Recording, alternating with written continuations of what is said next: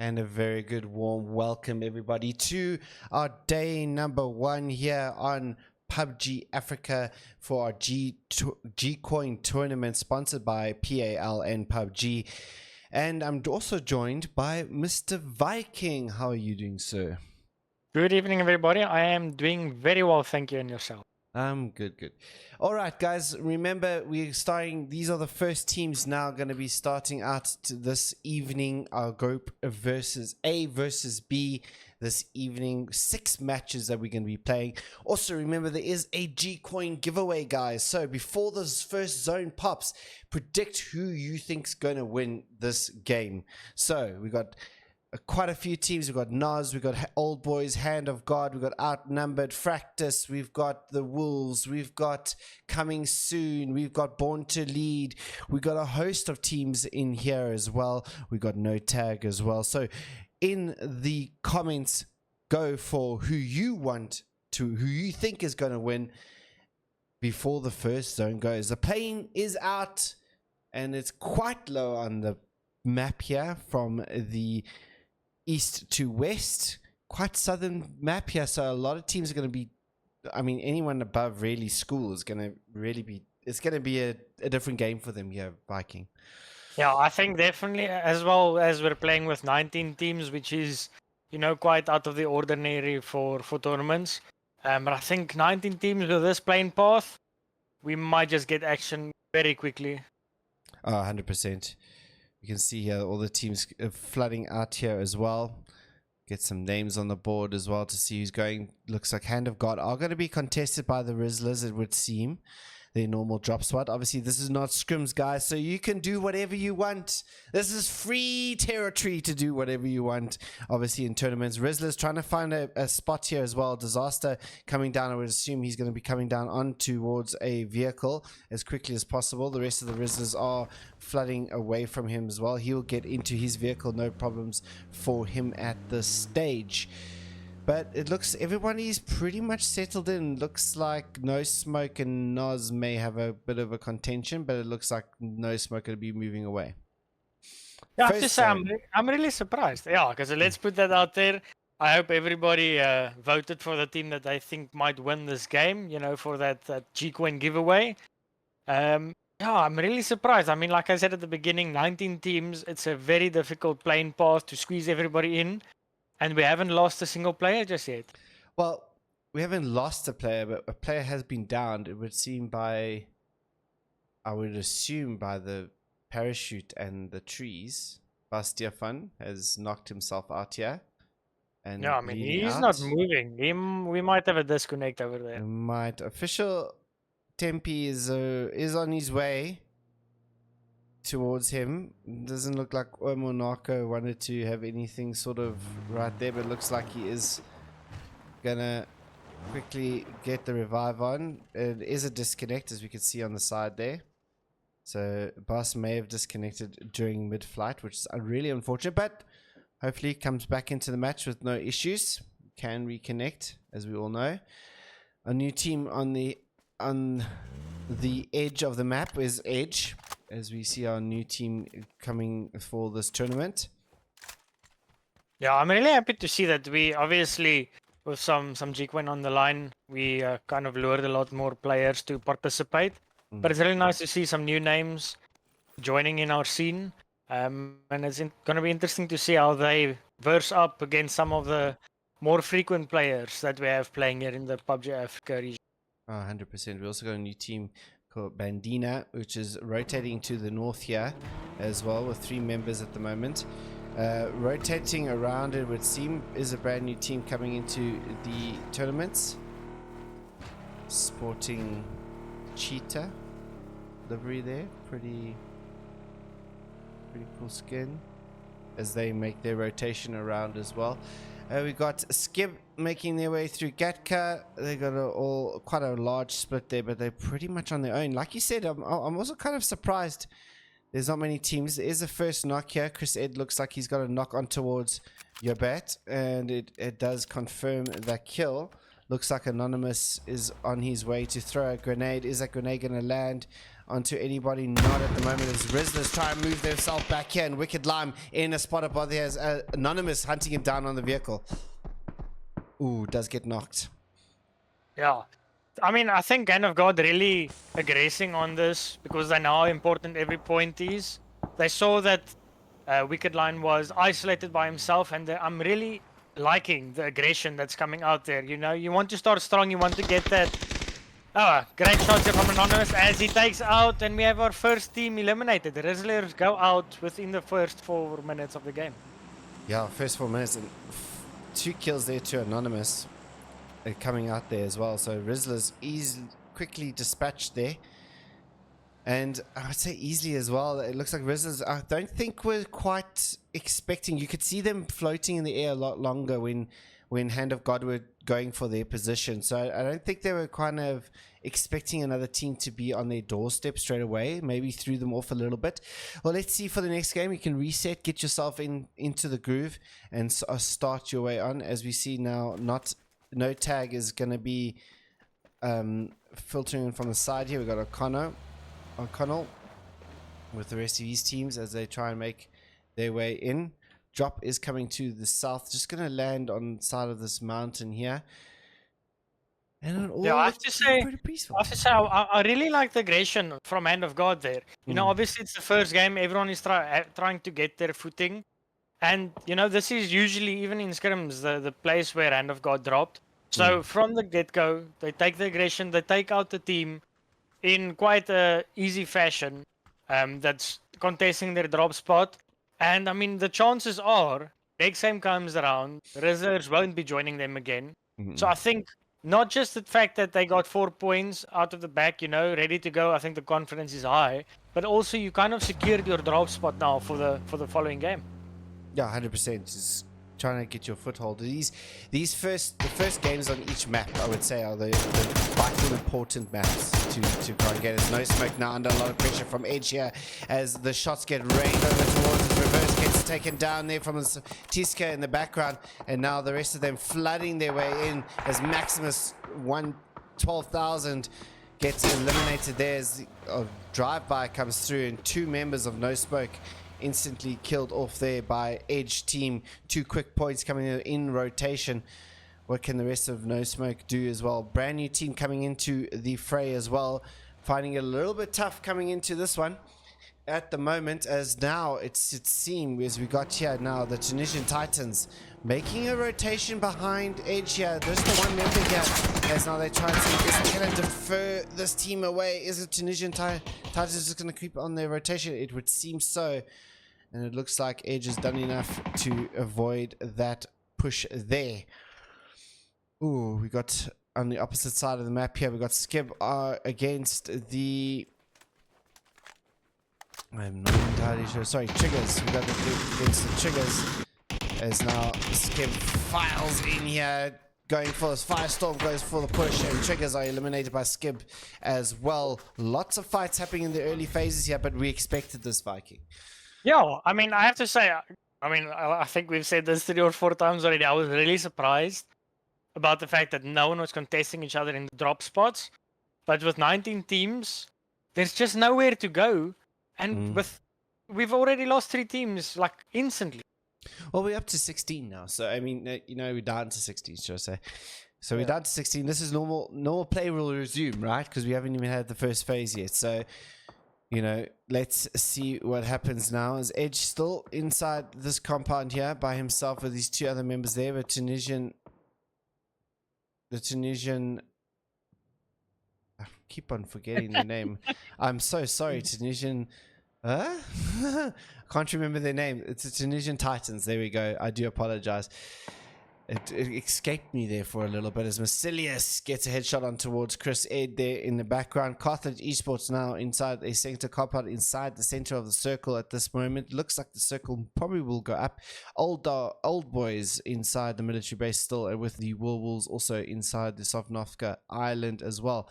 Coming soon, looks like Bastiefan is back and ready to go, and born to lead inside their compound as Kritzy gets a knock there from Edge Esports as Kritzy makes his return to the scene. Yeah, I have to say, it's quite interesting how all of the teams are grouping up here on the right-hand side of the circle, close to the farm area.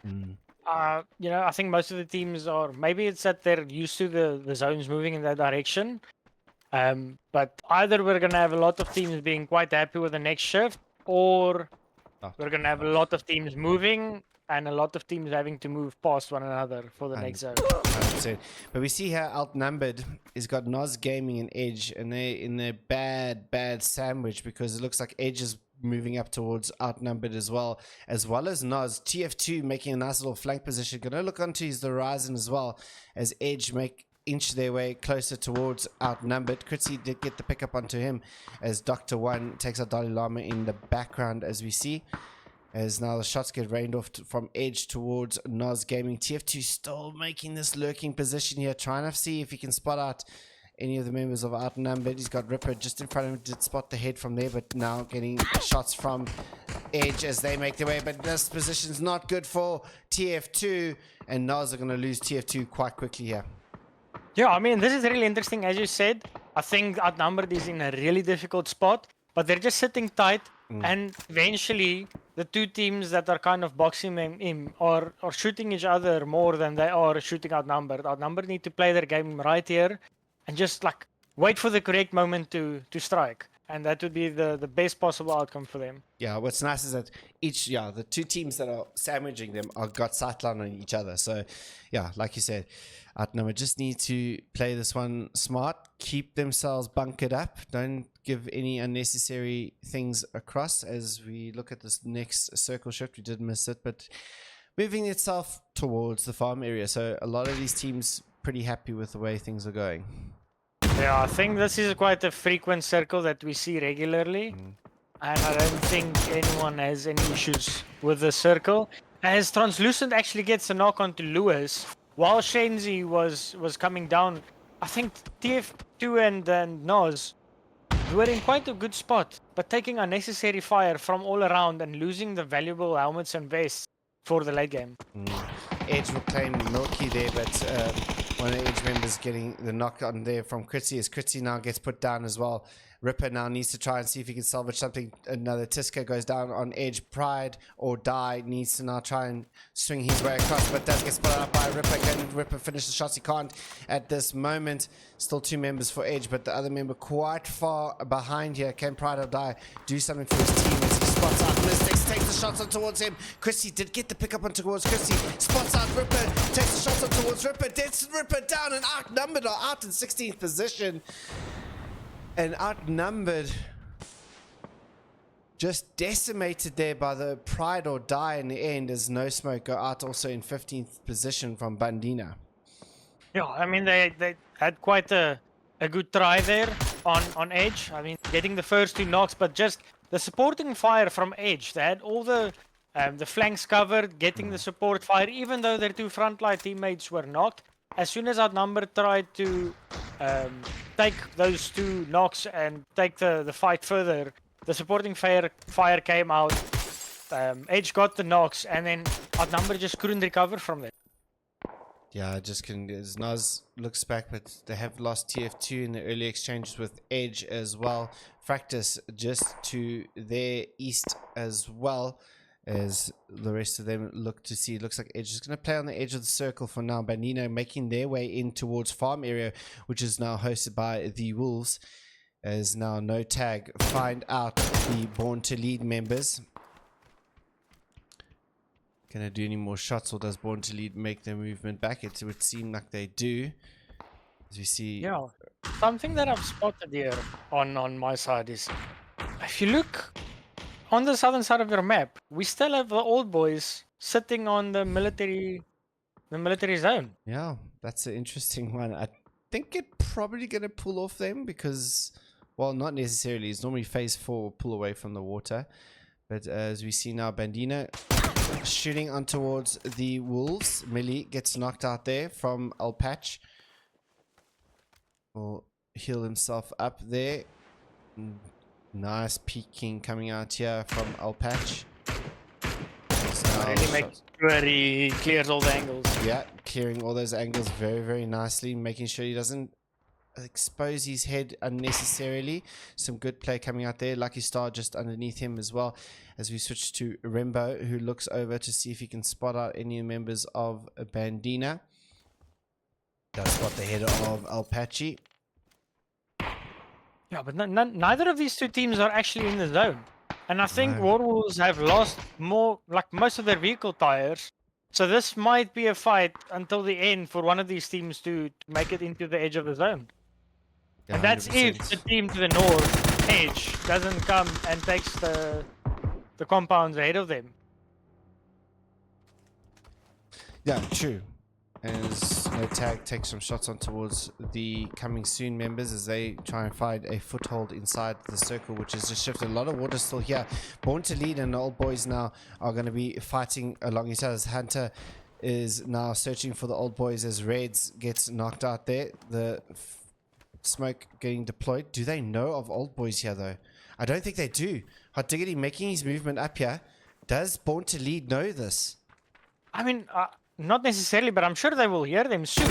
As Shovel actually gets dropped down, Hunter spots Diggity knocks Hunter, Chobble gets the trade onto Buzzy. Chobble, he's 1 HP, but he got too low. It's basically Soda all by himself now, and Soda needs to push as soon as possible. Ooh, so this about breaking this push up towards Chobble, but Chobble makes the win! And Old Boys eliminated there. Chobble, the savior of Born to Lead, with such low HP, and Soda couldn't hit the shot.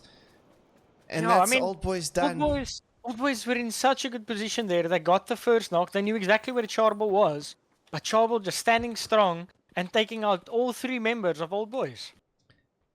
And you said that we were talking about it before. We could see a lot of these 1v3s, 1v2s, and these ones winning their exchanges out.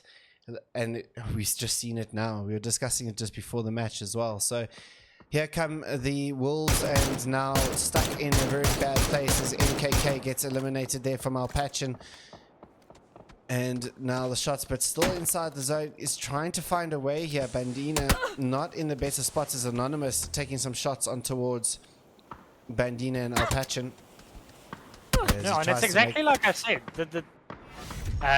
Bandia and the Wolves were fighting so long in farm that eventually the team to their north edge came past them, took the compound inside of the zone, and now they're being gate-kept by the team that was to their north. Both these teams are losing out now. Both of them lost the opportunity.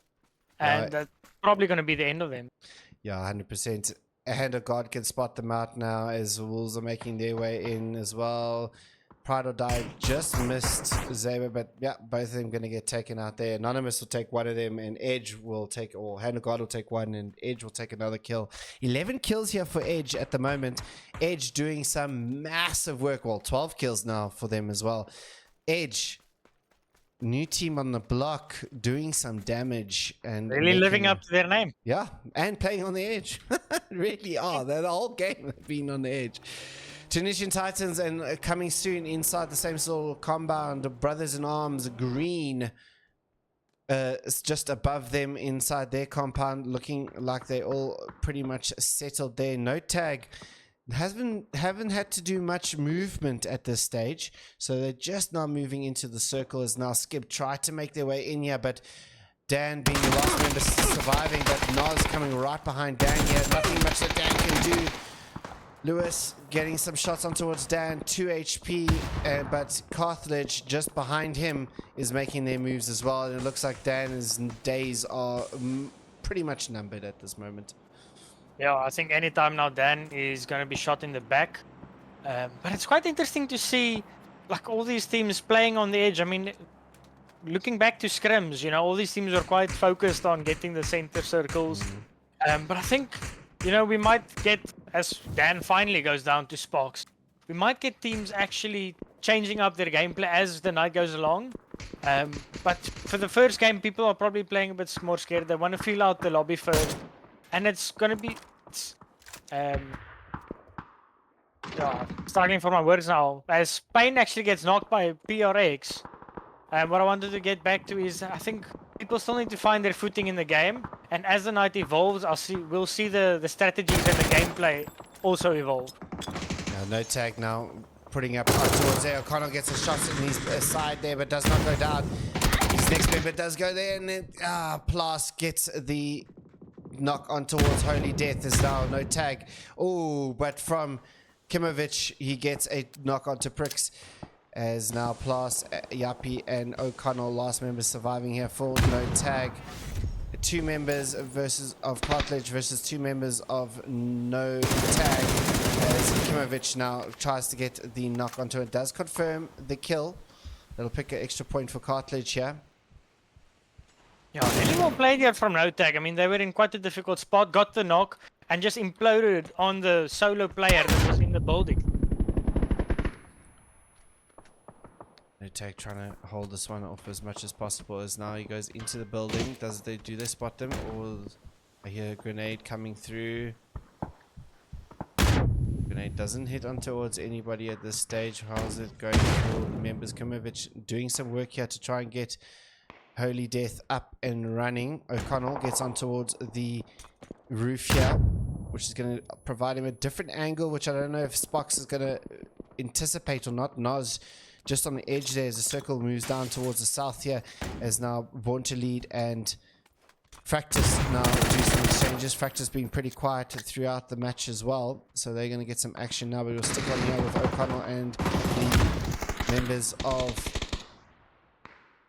no tag, as Kimovic does get spotted out by Plas Yappy. O'Connell will take down. Yeah, there you go. There he gets knocked towards his Holy Death, trying to do as much as he can. O'Connell, this position on the roof is really, really effective at the moment. Yeah, definitely. Well, O'Connor is all by himself right now. Yeah. Not just Yoppy got knocked. And now, I mean, what's very interesting to me is that no tag allowed for Kimovic to originally come into the building, and they got both revives. I mean, Bandia is up to 4 players.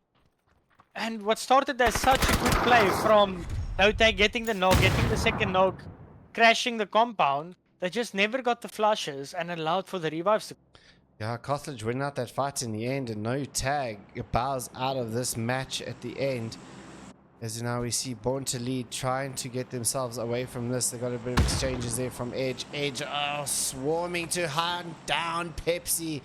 Not much that he can do. Looks like it does get flashed out there for Pride or Die. Look at the swarm that Edge is doing here. He's just literally swarming for this last member of Born to Lead. Yeah, but they're playing really well together, grouping up. Even though they might lose one or get knocked, the other players will be there to get the trade instantly. I mean, saying that this guy just takes out Pepsi without even getting knocked. It's not even needed. And that's them done and dusted. Nos get taken out here as well. Eliminated by Carthage Esports as Payne gets the 2 knocks there. Does knock over Kimovic, which is unfortunate for them. It's Nano is now going on towards Anonymous, and now Big Stepper going to be pushing his way forward here on towards Hand of God. 5 teams remain here in the last seconds. Is Fractus, Brothers in Arms Green, Hand of God. We've got Carthage Esports, Edge, all still surviving through here as they make their way in. Hand of God just on the edge here as Anonymous falls to the blue zone eventually, but that'll pick up a kill for Fractus at this stage. Hand of God just playing the edge over here, making themselves just got the nice little sight lines all over the place as Edge now look over towards Carthage Esports. As the shots get rained out, Spox gets a couple of tags on towards him. Holy Death just below and just spots the head there. Does Pride or Die? Yeah, I mean, Hand of God are actually pulling up on 2 Brothers in Arms right now. But I mean, Hand of God, they were at this compound earlier when they took out the reserves. Now having to come back here since I left it. I mean, Brown actually getting a good molly onto, and Dalla walks into the same molly as well. The same molly going to take out Dalai Lama. It's just going to extinguish just in the nick of time for Dalai Lama's sake. Unfortunate for Brothers in Arms, but great molly there coming up from Dr. One. Does knock out Chris Ed. Disaster. Now we'll get the revive on towards Chris Ed. Is now Edge still battling out here with Cartilage Esports. It looks like they're going to be pushing on towards this now as Pride or Die throws out some nades. Grenades connect on towards Payne, And it looks like it's going to go over for another one. What can Holy Death do here? Spots him right in the face here as he gets taken out here. Kimovic, the last member standing here for the Cartilage Esports. Looks like he's trying to do... Sorry, 2 members still standing for Cartilage Esports as Edge make their way down here. And why did we switch on towards that? As Edge not... I like the way they're playing. They're not just flooding their way in. They're playing this smart. They're trying to do as much as possible. Kimovic going to get knocked out here. Look at all 3 of them just playing together. This is amazing. But Cartilage Esports eventually gets eliminated out in 5th position. But Edge, it's impressive that they're sticking together with all that push. Yeah, I mean, 23 kills, still 4 men alive. They're really teaching the lobby how it's done at the moment. Oh yeah, 100%. As Edge now look over towards Hand of God and Brothers in Arm Green. We got Fractus still in it just below in the shack over here, trying to make their way through here. But Edge looking around there. Duncan maybe in a spot of bother here as well. As I think Edge has spotted him out. Duncan does spot him out, but through the... Oh, well, just on the edge. I don't know if this the angle for Tiska there. No, I don't think Duncan has much longer to live. He might get the knock onto Tiska, but other than that, I don't really see that happening. But I mean, like this team, like we were saying, this team works so well together. I mean, Tiska was playing close all the way back. Pride was watching Duncan and making sure to give the team the correct calls. Let's check where they spotted. You can see here that we got all the... This is the new thing. Obviously, just saw that they removed their tags. You can see the tags for what this team is seeing, but at the moment they just removed it. As now Edge make their movement on towards Fractus here, and Edge the big winners at this moment, and Fractus eliminated. Hand of God will pick up a kill from that exchange though. But Edge up to 26 kills here, and showing this lobby that they have not a team to be trifled with at this stage. And the way they work together, it's really good. Yeah, I mean, really impressive. And they're just taking control of the zones. I think like PUBG becomes so much more so easy. What's the correct word of saying it becomes easier? It becomes much more easier when you have control, and they're taking the control, which is not the easiest thing to do. I mean, they got the one man sitting over here, just literally, he hasn't been doing much, he's just been watching. That's all they need to do, is watch. Like you said, they make themselves this game so much easier as Dalai Lama, their last moment to fall for Hand of God. Basilius will take out Disaster in exchange, but 28 kills, another 2 kills coming to Edge's way, and his Brothers in Arms Green versus Edge, and here comes the push from Edge on towards Brothers in Arms Green. And can Brothers in Arms Green fight this one off? I mean, we've seen things, the Mozan inside Basilius's hand here needs to be very accurate at this moment in order to win this match. Yeah, I mean, Brothers in Arms have been impressive lately, but I think the only way that Edge loses this fight is if they aggress and like play it to Brothers in Arms' advantage. If they just wait it out, the circle is gonna move, and I can't see Brothers in Arms really doing much in this state of the circle where they are. No, it's now Brothers in Arms. I mean, the way that Edge is played. But anything can happen. This is PUBG, and you'll see how this goes. Basilius takes out Tiska, and I said he has to be accurate with this, and he is accurate. We know Basilius can be accurate with this. And they just, you can see, but you see, this is the nice thing. He just pulls back, making sure, not overextending himself here, but looks at this. He does win that exchange against Basilius. Basilius doesn't get that one off. The rest of the Pride or Die not advancing this at the moment for all of Edge. So this is an interesting one. Yeah, I have to say that like, no one is able to revive Tesla. So the 3v4 has just changed. After the 4v4 has just changed into a 3v4. Kill lobby just getting a massive knockdown onto Yanaman. But they've survived for so long and they've been in so many fights. They have no more util remaining. Kalawi needs to make a movement back here as the blue zone grenade comes off from one of his team members. Basilius does get picked up. Yanaman will get picked up. Basilius looking around, needs to be careful here. He's out in the open. That's not going to offer too much protection for you, Basilius. And he's going to get knocked out there from Kalawi. And he will get eliminated there. I think that was just a bit of an overextension, but I see what he's trying to do. He's trying to move into the zone. He's trying to get his team into the zone as Dr. One now falls as well. And this is why Edge, I don't think, pushed as much as they wanted, because they knew they had this circle. They knew that they just had to wait for Brothers in Arms Green to move their way out of this building, because the blue is going to force them way out here. But here comes Kalawi with the last members and eliminated them in the end, and Edge will win it out with 32 kills in the end. Insane stuff. Yeah, no, I mean, I think that's the new record for PUBG Africa, and definitely something for the other teams to look out for. But I think this is good. You know, I think teams are going to see this and they're going to have a reference point and know that, you know, this is the way it has to be done. And I think they're definitely going to be fully aware of Edge in every game now, watching them on the kill feed, making sure that they don't allow them to take as much control again in the coming game. Oh, 100%. 32 kills there. In second position, Brothers in Arms Green comes in say third. Hand of God with 6 kills. Fractus comes out with 2 kills in fourth, and Carthage rounds up our top 5 in 8th position. That is game number 1. We move to Irrigale next, ladies and gentlemen. Stay tuned. We'll be back soon.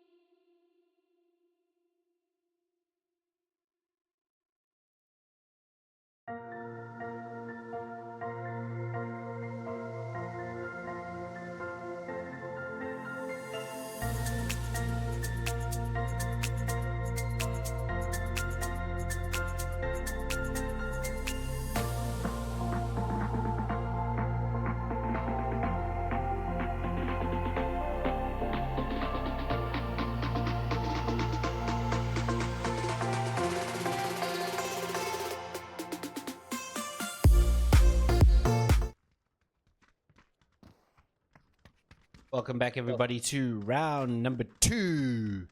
And don't forget to get your votes in on who you think is going to win this match. Remember, the votes close before the end of the first circle. You could stand a chance of winning your share of a 500 G coin. You could be the lucky winner of this match on match number 2.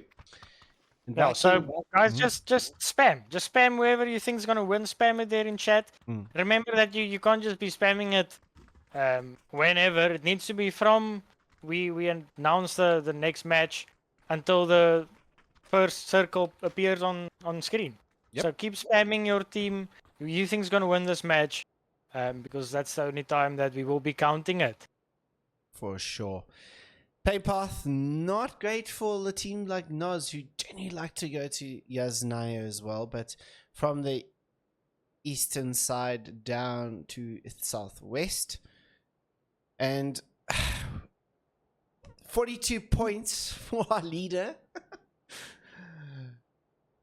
Insane stuff that we saw in the previous game. Do you think they can repeat it, though? That's the question. I think it's all about the confidence. I think the confidence that they gain now either is going to put them into that foothold where they might just go on win every game, or they might become so cocky because they already basically, I kind of want to say, like, getting 42 points on the first game kind of already qualifies you for the finals.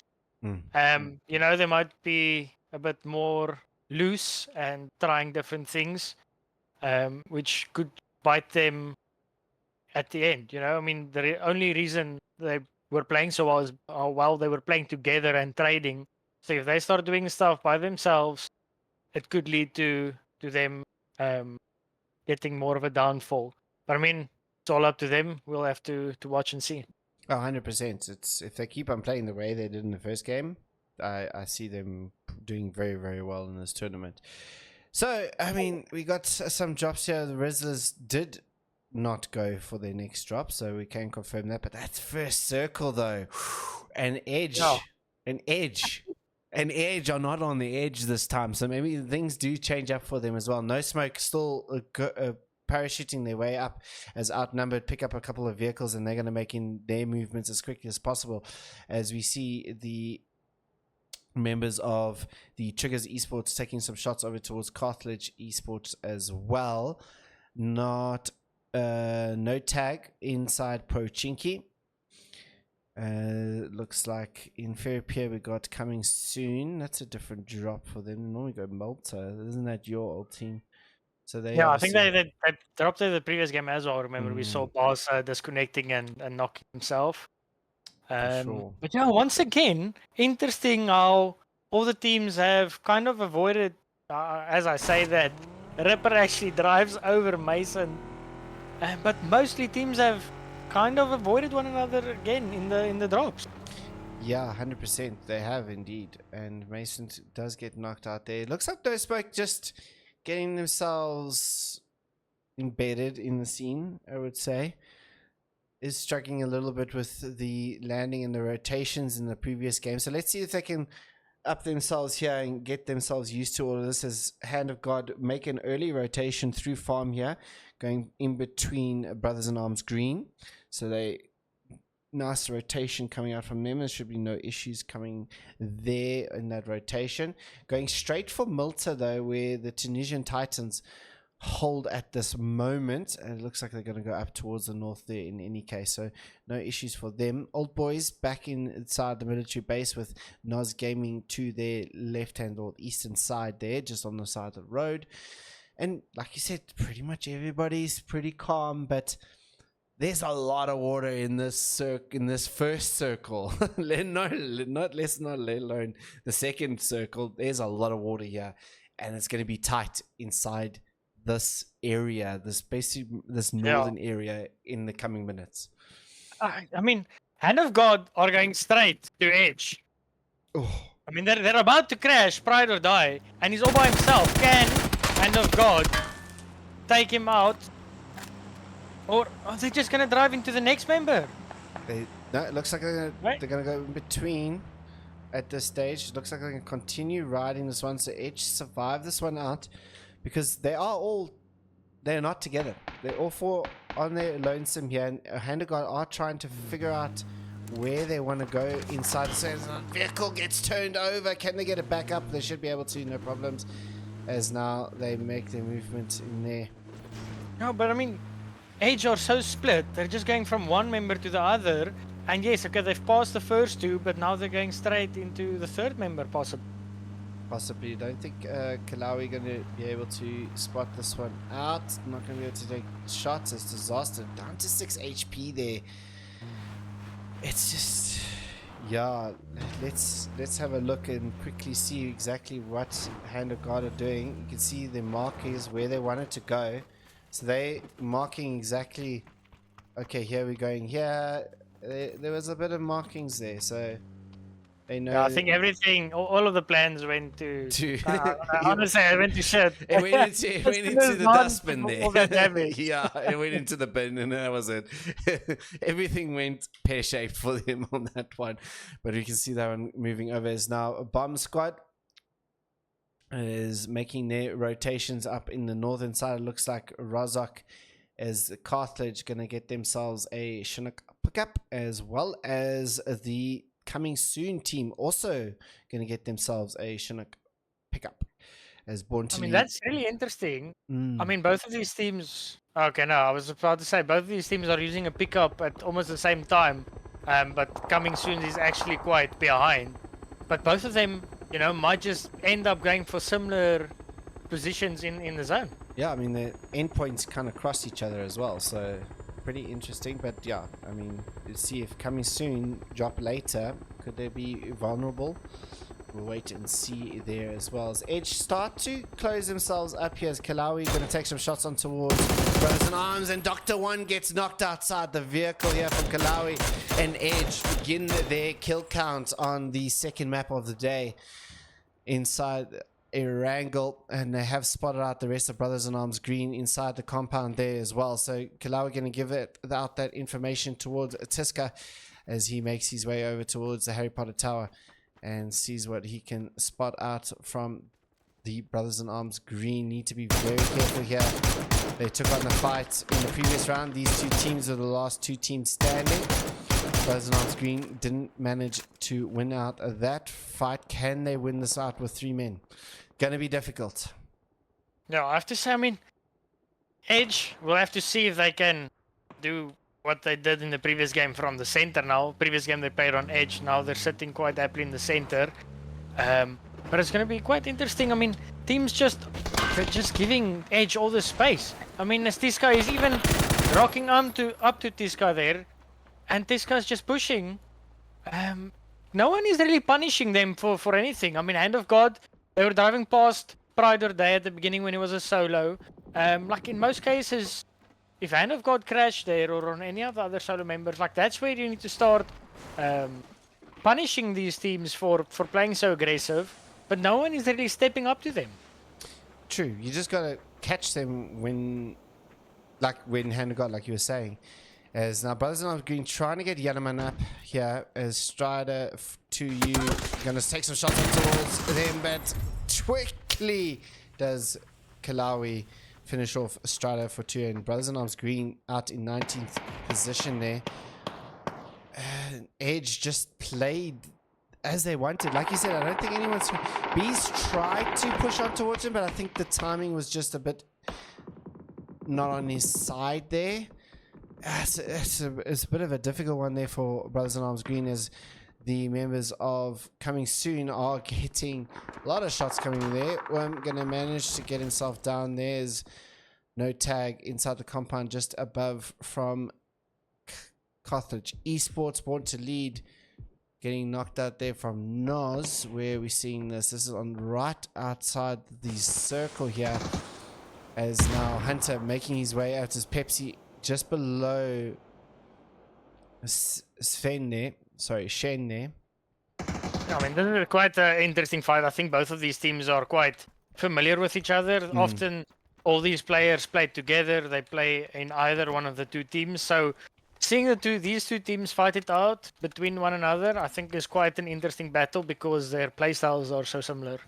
I mean, we had Born to Lead and Noz back in the day as well. So, I mean, these two teams yeah, like you said, they know each other quite well. Hunter, TF2, Android, Raids, all very familiar names in this scene. Obviously, Pepsi, bit of a new one there with Shen as well, is also a bit of a new one. But 3v3 here, Born to Lead managed to get themselves up here, as well as Nas. Outnumbered get eliminated out in the background there from Coming Soon, as that ends out their streak over there, unfortunately for them.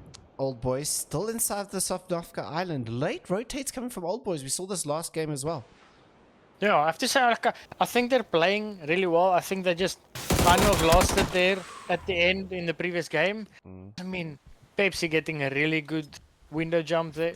No, actually, Pepsi was the one down below. Yeah, Pepsi got the shot on towards that was TF2. quite a good reaction there on TF2 jumping. Oh yeah, 100%. Just Android, they should be pushing this, because now they should know there's only 2 members left alive here. Pepsi not with just his last bandage used there, as he moves himself in towards there. He's going to use his first aid. As now Hunter, what can he do just on the edge here as well? Red's going to see if he can finish this one out, but these teams are playing late into the blue here.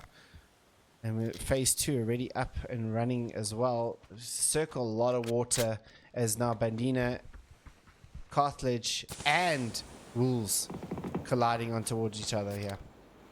Now this is quite an interesting fight here. Bandia and the Wolves kind of like rocking up here without really knowing about one each other. But I mean, Bandia already being 2 members down. It's quite an awkward fight here. Each one just trying to survive, to see, like, waiting for the first strike to happen. As Rainbow takes out Algerian, this leaves Alpach all by himself as he tries to get a knock to relieve some of the pressure. Yeah, but the Wolves need to finish this one off as well. They can't just wait this one, but they don't. And Rainbow takes out, and Bandia gets eliminated out in 16th position. I think I saw Nas getting eliminated out in 17th position, if I'm not mistaken. Am I mistaken? No, I'm not. Born to Lead win out that fight inside the blue zone there. Raid's going to try and get the rest of his team. Indeed he does. Hunter needs to heal up as quickly as possible, and they need to make their rotations as quickly as possible as well. As we now move over towards no tag. O'Connell taking out the Rizzlers there. Yobat going to get knocked out there, as well as now O'Connell looking on towards Carthage Esports as well. No tag does get the knock on and confirm on towards Yobat. Triggers gets eliminated out in the background by Tunisian Titans. And what does now the Wolves do here? Is Razor right in the middle of all of this? Where's Razor going here? Revenge on the side here. Why are we seeing all of... Why is the Observer doing that to me? But the Rizzlers don't last that long, as O'Connell takes out Razor from the window shot here while he's trying to take on Carthage. And I think Carthage can thank O'Connell for that one. Yeah, I mean, Razor was very low, and I think Carthage was coming in there for the kill. Nonetheless, so Connor actually just stealing that point away. As we have a massive fight to the north between the bomb squad and Skip. Just Dan alive, left alive here, as Voodoo gets knocked out by Dan. Deathmark going up for the revive. Looks like Dan gonna try and see if he can advance up towards. He's got the M249 on his back, as Mr. Lamb gets some shots on towards Dan. 29 HP, 9 HP, and no more HP. Bomb Squad eliminates Skib out in 13th position, but just above them, no smoke has spotted out Bomb Squad, as well as Wilson takes a couple of shots on towards them as they make their way in towards the circle. Just on the edge over here is Bomb Squad just below, but Edge has heard all the firefighting happening over here and want a taste of this action as well. Yeah, I mean, they're leaving this, really living up to their name, saying, you know, we want to play on the edge, we want to take part in these fights, and they're just going for it. They don't care about being in the zone because they know they're getting the points that they need on the edge. Reverse gets Pride or Die, which is good for him. Kalawi also doesn't have a helmet here, so needs to be careful, because the headshot can be a thing as well, as now he puts him into the vehicle and will drive this one away. I think they bit off too much they can chew now, and then now they're retreating. So like you said, could they become too confident? And this could happen to them, and it almost did. And I think now they realize that they need to pull themselves back here. Yeah, Official I mean, Tempe gets taken out by Plus Yuppie, as you can continue your thought there. yeah. Boss Stefan actually got knocked there by O'Connell. And coming soon, trying to make the run to Boss. I mean, they emergency parachuted onto that compound, so they have no vehicles. Trying to make the run to Boss Stefan, but just running in the open, getting lasered by No Tag, and No Tag sitting in, I would say, the best compound for the zone. Oh yeah, no, definitely, because this is now going to phase straight onto this as well. As old boys are making a swim across, which is, you know, a method of transport, I guess, for them. It's going to get them into the late game, as Maximus's back is exposed there from Tiska. Tiska doesn't waste any time there and will eliminate Maximus out of the lobby. No other person left to revive Maximus at this stage, so for him, that's unfortunate. And that's him out of the game. Carthage Wolves still playing this one out as Hand of God just on the south and just made the rotation onto the south here. There's no smoke coming across here as well. They're going to go straight into the path of the Wolves here. Let's see how this one goes. As Millie now will hear this coming out. The shots get rained out. No smoke continues. Wilson gets knocked out. Reverse, the last member surviving as he continues on his rotation there. Nothing he can do for his teammate. Wilson gets taken out by Rembo, and the Wolves will pick up another point for their troubles. O'Connell will eventually get the knock on towards Boss and pick up an extra point here. As Hot Diggity now going to spot out Reverse, making the rotation. Doesn't get any connects on towards Reverse. And Hot Diggity, and Reverse is just literally he's going insane. Yeah, he's just driving around having some fun driving simulator, you know. Finally loses control over the vehicle. But I mean, No Tag, none of them are watching this, and he's just, is he gonna go straight and just feed Edge more points? I mean, it looks like his vehicle's very low. The vehicle's not long for this world. He might be long for this world, but he's going to just pull up on the side here. But I think Edge would have heard that vehicle. Indeed, they do. Kalawi already on his way towards where that sound was coming from. But Kalawi, he has gotten a level 1 helmet, but finds Reverse healing and just cleans it up. Yeah, and No Smoke out in 12th position. As we see now, Bomb Squad trying to make this rotation towards the Harry Potter Tower. Chris gets into the Bomb Squad there, but Voodoo does not make his way. Anonymous will get that knock on towards him, but Bomb Squad, Deathmog already dead inside the Harry Potter. A lot of action happening all over his Edge now. Make them way into the little hill area here, as No Tag does spot them out there. Yeah, I believe coming soon we're playing on this hilltop. But they just got shot in the back from Hand of God. And I think with coming soon being eliminated here, it just gave an easy entry point for Edge. Which again, I mean, sitting on 10 kills already. They're making a go for the second one. Big Stepper will get the knock on towards Wakanda, and that will be confirming that one as well, as Hot Diggity taking some shots on towards the Tunisian Titans. Can he spot out the head there? Almost getting that head as Translucent will close out Wakanda from the Tunisian Titans, as they have quite a fast split there, but Hot Diggity doing his work as much as he can as Translucent. And Fractus from the other side taking those shots on towards them as well. So Tunisian Titans in a spot to bother here, and I think the push may be coming here from Fractus as well, as Big Stepper making his movement closer towards the members of Tunisian Titans. There's nowhere for either of these teams to go. They have to fight, they have to take control of this one position, because that's the only option. As Soda actually takes out Frag from all the way back behind. I mean, this is Fractus's chance. They need to take action on this. Yeah, No Tag. They don't know who they're fighting. Yeah, they don't know who they're fighting, but also Fractus getting some shots there from No Tag from the side. So here comes that one, but also, Look at Yaga here on the opposite side here, very split away from his team. Going to be giving his team a little bit of information here. Does have a sight line on towards him. Has he spotted out Old Boys as well? Big Stepper now makes his push on towards the Tunisian Tappers. Now they will get the one kill on towards him. Frag now getting himself a little bit of heals. Yaga gets taken out there by Hot Diggity in the background. As now Transition throws out a grenade.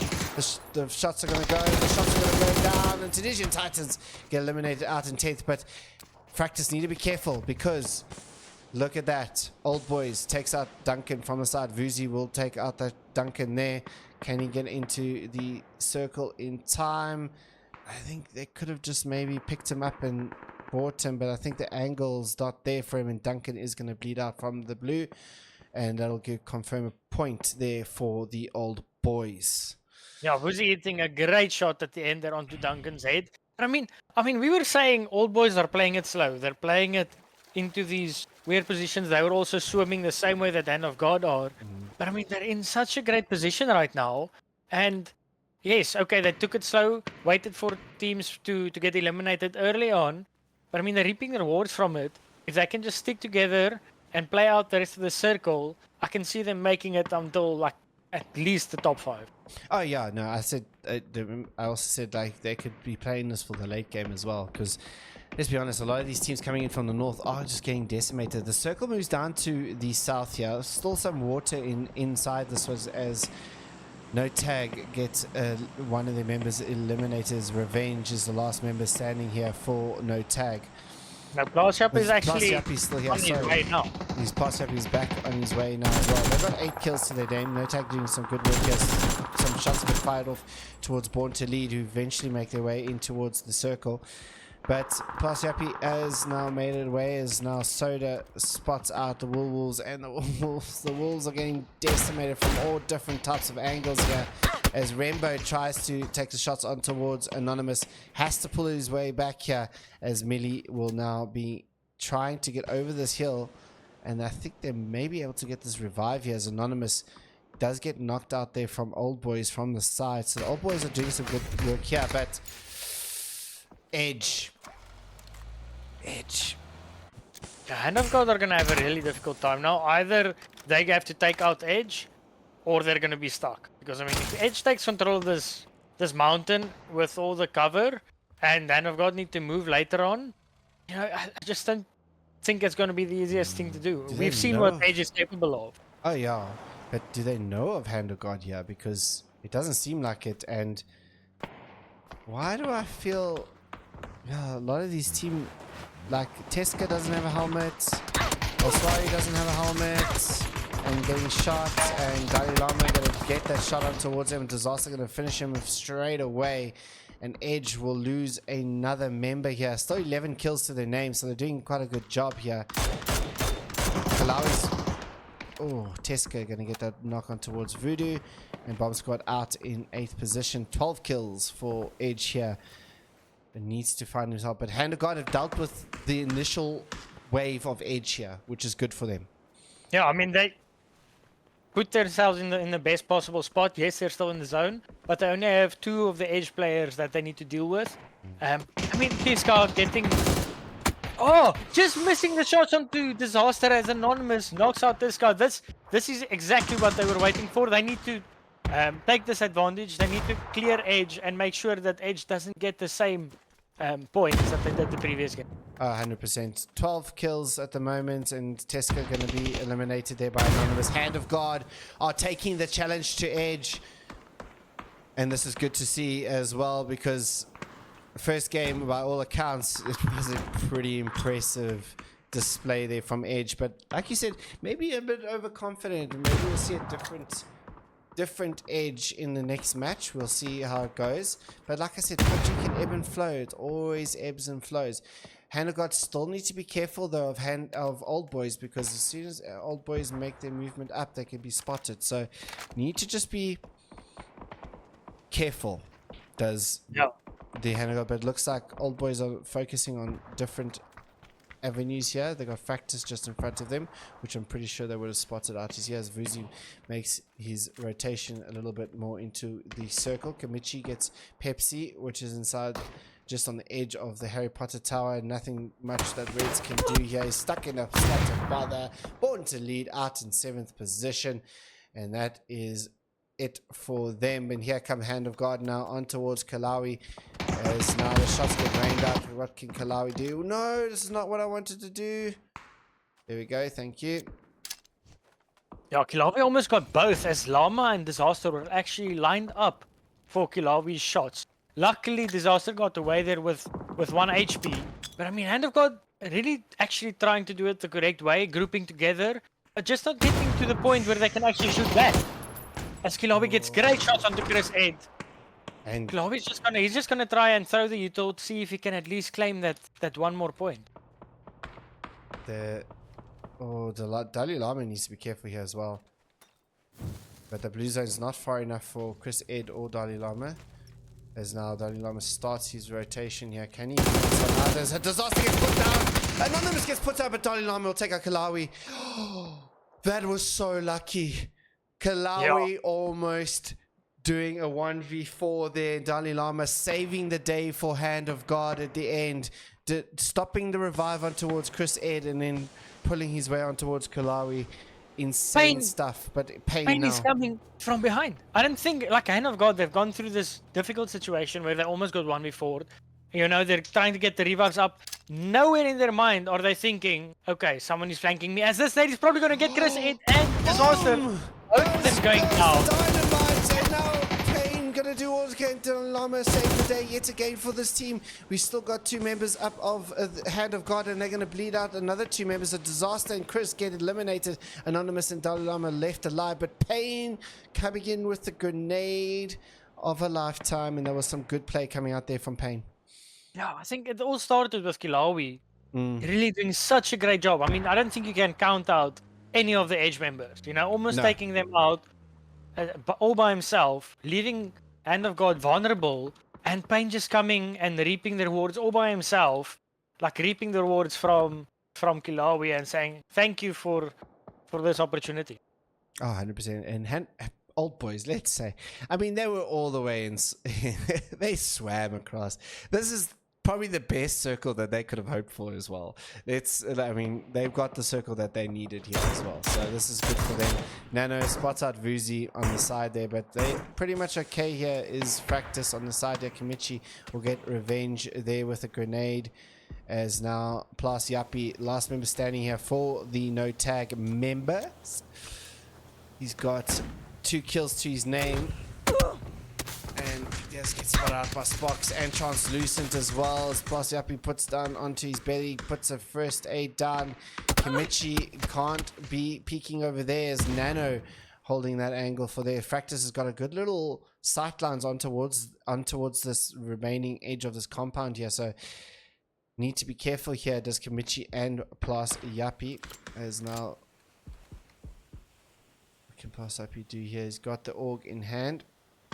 I have to say, like Fractus, we've only seen 2 games so far. You know, Fractus, they aren't getting the 20 kill games here, but in both games, they've kind of survived until the late game. Translucent getting Kamovic as Nano kills Plus Yappy. I mean, this is what you need to do to qualify. You just need to stay consistent, get a few points every game. And right now, Fractus is probably doing that the best out of all the teams so far in the past 2 games. Oh, 100%. Old boys now I'm going to be oh, look at this shot. Can he get the head on Dalai? He does indeed. Anonymous doesn't know where that's coming from. Soda with the angle of a lifetime. And the suppressor. And the suppressor as well. So Anonymous does not even know where that's coming from. He's going to throw down some smokes as well. Hot Diggity going to take out the big stepper in the background here. But Soda, I don't think he can get up here, right? No, he's dying down here. Unfortunately, yeah, he's probably just oh, he's done his job. He's probably just gonna see what more he can do. You know, maybe just annoy Anonymous a bit, see if Anonymous peeks down onto him. Just do what he can. Oh, so close to peeking down. I don't think he knows that he's there. Or does he? I think both of them kind of have an idea. Translucent on towards Spooks as now Fractus make their way on towards Carthage Esports. Oh, big stepper gets taken down there as well. And now just leaves Translucent. So just transitioned or big stepper left, and Fractus go out in 4th position as now Carthage Esports decimated from that fight there. Not much they can do. Oh, Soda spots at the head of Anonymous there, but at the top, Vuzi gonna finish off Anonymous, and now it's Old Boys versus Carthage Esports, a 3v3 eventually, as Spock's gonna be picked up there. And I said Old Boys is playing for the late game, and they've played for the late game. I mean, Soda's making his way up. He's making his way up, dude. Somehow, He's Soda has made it, and this is a 3v3. Yeah. I mean, Carthage had 2 people knocked, with Payne being 1 HP himself. I mean, this is the perfect opportunity for Old Boys to get in position, get ready, and this is going to be a fair 3v3 fight at the end. Both teams have been in fights. Both teams have taken some shots, used some util. And now we just need to see which team gets out on top. 10 kills here for Carthage. They had a good game as well. They were tied on points with Hand of God coming into this match as well. So they will get a couple more extra kills and points. Maybe for them, Old Boys, with 4 kills to their name here. Hot Diggity with 4, doing 450 damage here. Is this grenade gonna be good? Payne in such a low health. This grenade could be awesome. Oh, it just goes a little bit too far. Does Odigity hear Payne? Oh, He pulls out the net. Hot Diggity. And now he knows he's there. Oh, Diggity almost got caught with utility in his hand. Hot Diggity wins gets that enough. fight against Payne there in the end. And now there's a 2v3 situation. Kimovic and Sparks, the last members are surviving here for Carthage Esports as they try to make their way back here. And look at the aggression coming out here from the Old Boys, just pushing their way through this. But Great. 2 of them are low. I mean, they can so easily be knocked right now. Sparks gonna see this one. He almost gets knocked, but Vuzi almost gets knocked, but Kimovic gets Soda. And look at them, all very low HP, as you said. And the grenade's gonna come out, and this grenade's gonna be awesome. Oh no, it's a flash. It's a flash. It's another flash. And look at this. Carthage Esports comes up and wins the game. Carthage Esports decimates Old Boys. There's a 2v3. And like you just said, it was just them that Old Boys wasn't managing their health properly. They were pushing with low health. Yeah, I think there might have been some miscommunication between them, saying that maybe they tagged some of the Carthage players, of which they did. But I mean, they didn't push immediately, giving Carthage the time to use those first aids. While on the other side, Old Boys, they were pushing with their 20% HP, with their 50% HP. And it just gave that opportunity for Carthage to reset, get the knocks back. And at the end of the day, I mean, Old Boys played this really well as a 3-man, but they just 100%. couldn't take the game to like. I mean, they had it there. They were touching distance with it, but Carthage finishing out with 13 kills. Old Boys with 5. Hand of God in 3rd position. Another top 4 finish for Hand of God as well with 7 kills. Fractus coming out with the 5 kills in and running up our top 5. No Tag with 8 kills. That is Erangel done for this evening. 4 more matches to go. We'll see you in Rondo next, ladies and gents.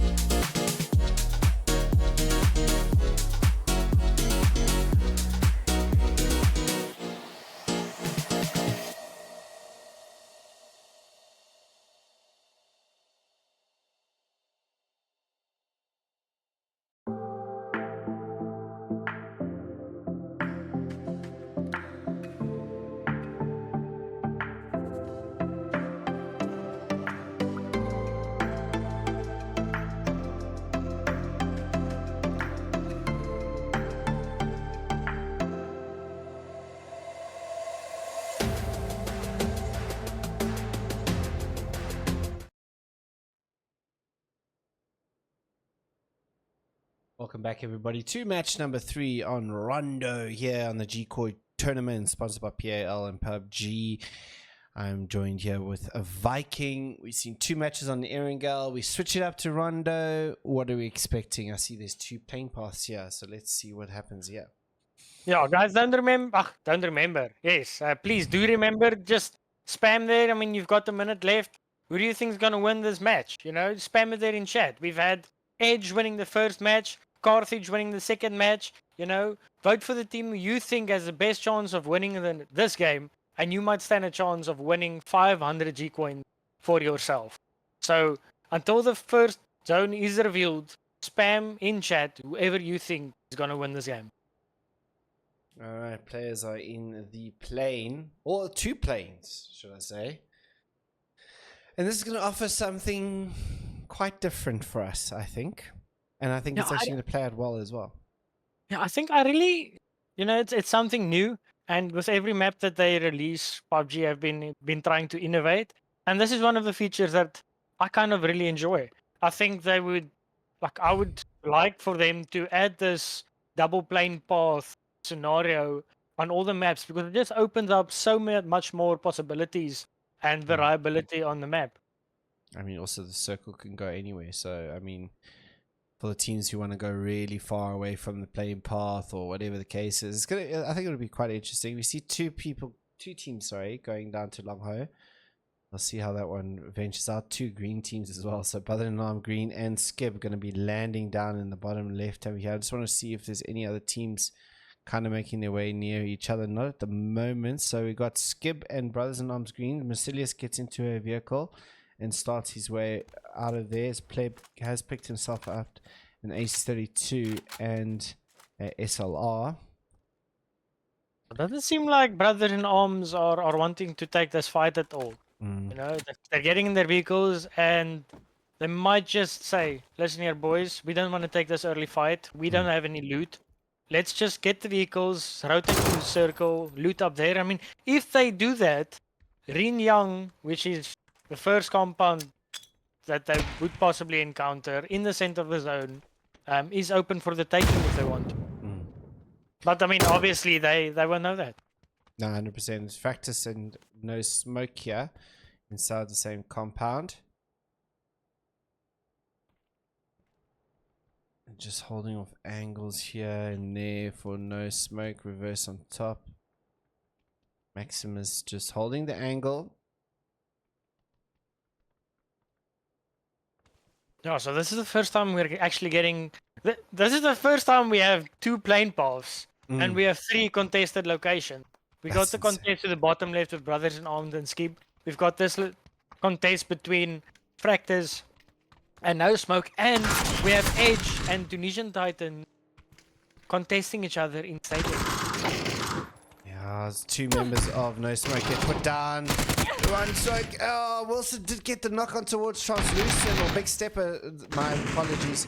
But he gets eliminated straight away at the moment, and is just reverse left alive here for No Smoke.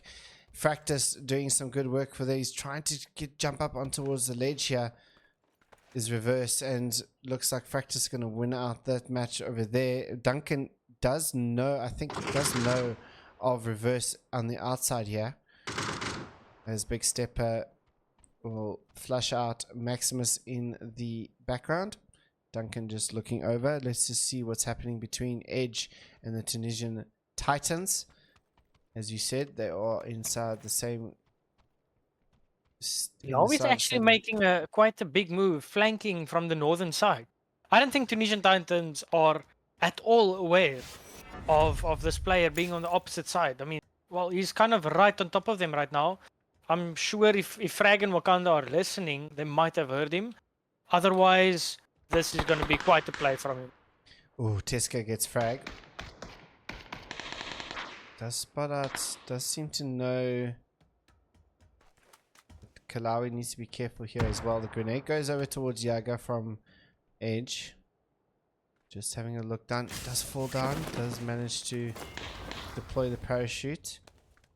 Does know that they're here. It looks like they're going to be pulling back though. Is the Tunisian Titans. The grenade's going to come firing through, but he doesn't see that. But Tiki gets eliminated there. Wakanda holding the passageway, gets flashed out here. This is not good for them. Frag gets eliminated, gets knocked out there. As Pride or Die also gets knocked out here from Kalawi.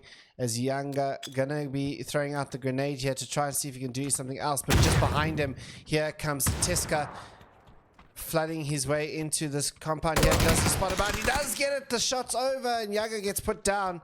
And it's just Wakanda and now Frag alive as Wakanda now makes his way up and over towards the rest of them. Does he get the knock onto it? Doesn't able to get the knock. And Frag now trying to see what he can do. Frag gets a knock on towards him and now Tunisian Titans gets eliminated by the grenade from Tiska. And Edge will survive with 3 members in the end of the day and a brutal fight coming out there in Stadium. Yeah, but Edge, they're just so good. I mean, okay, yes, even the first game, they were, I mean, can't even remember, they had 32 kills winning that game. But I mean, so many times it comes down to that last fight, and they're just so good at getting that last kill. And I mean, yes, okay, they lost a player now, they got 4 points in return, but I mean, they're still 3 up. And that's something that a lot of these teams don't always succeed in doing.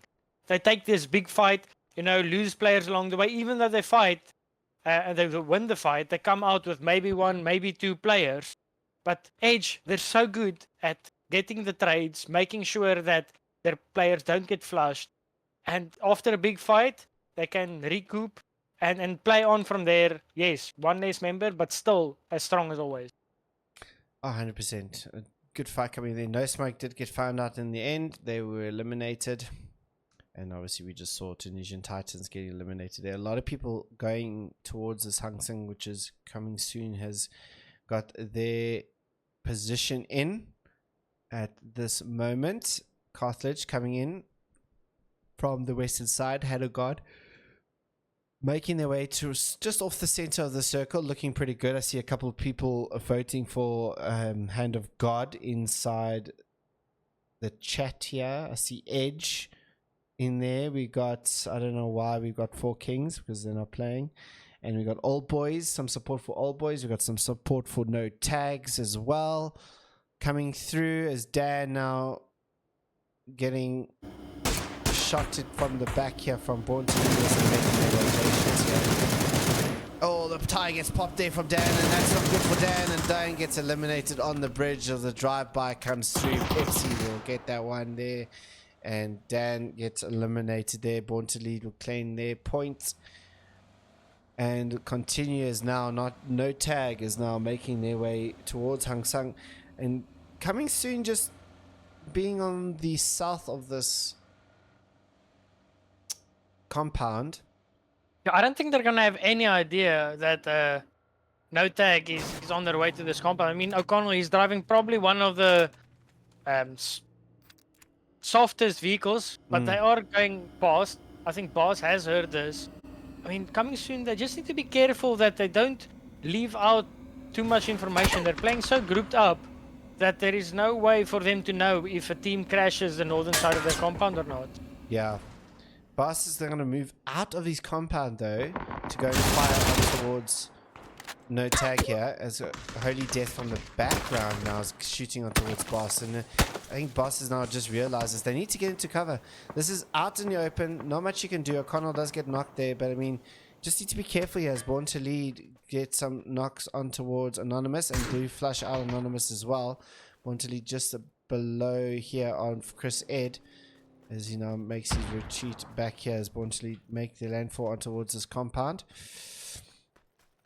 Just looking around to see if there's any sort of other fights happening. It looks like it's going to be Hand of God and Born to Lead here. Chris Ed zeroing in on Charbel's head. Oh, but Charbel's zeroing in on his head. 1 health there for Chris Ed, and that could have been disaster there. Yeah, I think Chris Ed is really happy that he survived there with 1 HP. Because if Chris... Chris Ed gets taken from by such a distance. Cross. I mean, he's going to be kicking himself there. Oh, he's going to be kicking himself, but can he make it all the way? He's going to... I think he can get some sight line. Oh, the damage is coming in there. Chris is trying everything. And God, get this revive. I mean, they're sending it, but I mean, even though they're coming for the revive, I mean, Naz is pulling up on this. and Born to Lead They're are leaving just as Chris Ed. close. They're leaving Chris Ed. Hand of God are leaving this, and they're getting themselves out of this situation as quickly as possible. And Android sees this happening. I don't think they'll be aware of Born to Lead above them here. So Nos Gaming need to be careful here, because Born to Lead is just above them. But is Born to Lead going to be able to steal this point away? No, they will not. Android actually getting the information now. He's gonna. Lewis gets a knock onto Hunter. Android is pushing up, and there is no way that Born to Lead is aware of this. Android has 2 grenades. He needs to throw those grenades before Chabo spots him. But I think Chabo might have heard him. Did Chabo? No, Chabo is running back. He heard Born to Lead are retreat. Charbel. Android definitely heard Charbel. The grenades only And going to go now, through now now. the grenades are too late. A little bit too late there. Yanaman will take out their Worm, taking out official Tempe from his own teammate with a drive-by. Just a little bit of mistakes happening there for coming soon. And now Android's going to have to pull this one back, though, I think, just to get back with his team, as the rest of Born to Nos Gaming coming in. There's Hand of God retreat to the top of the mountain here. That's going to be an interesting one happening over there.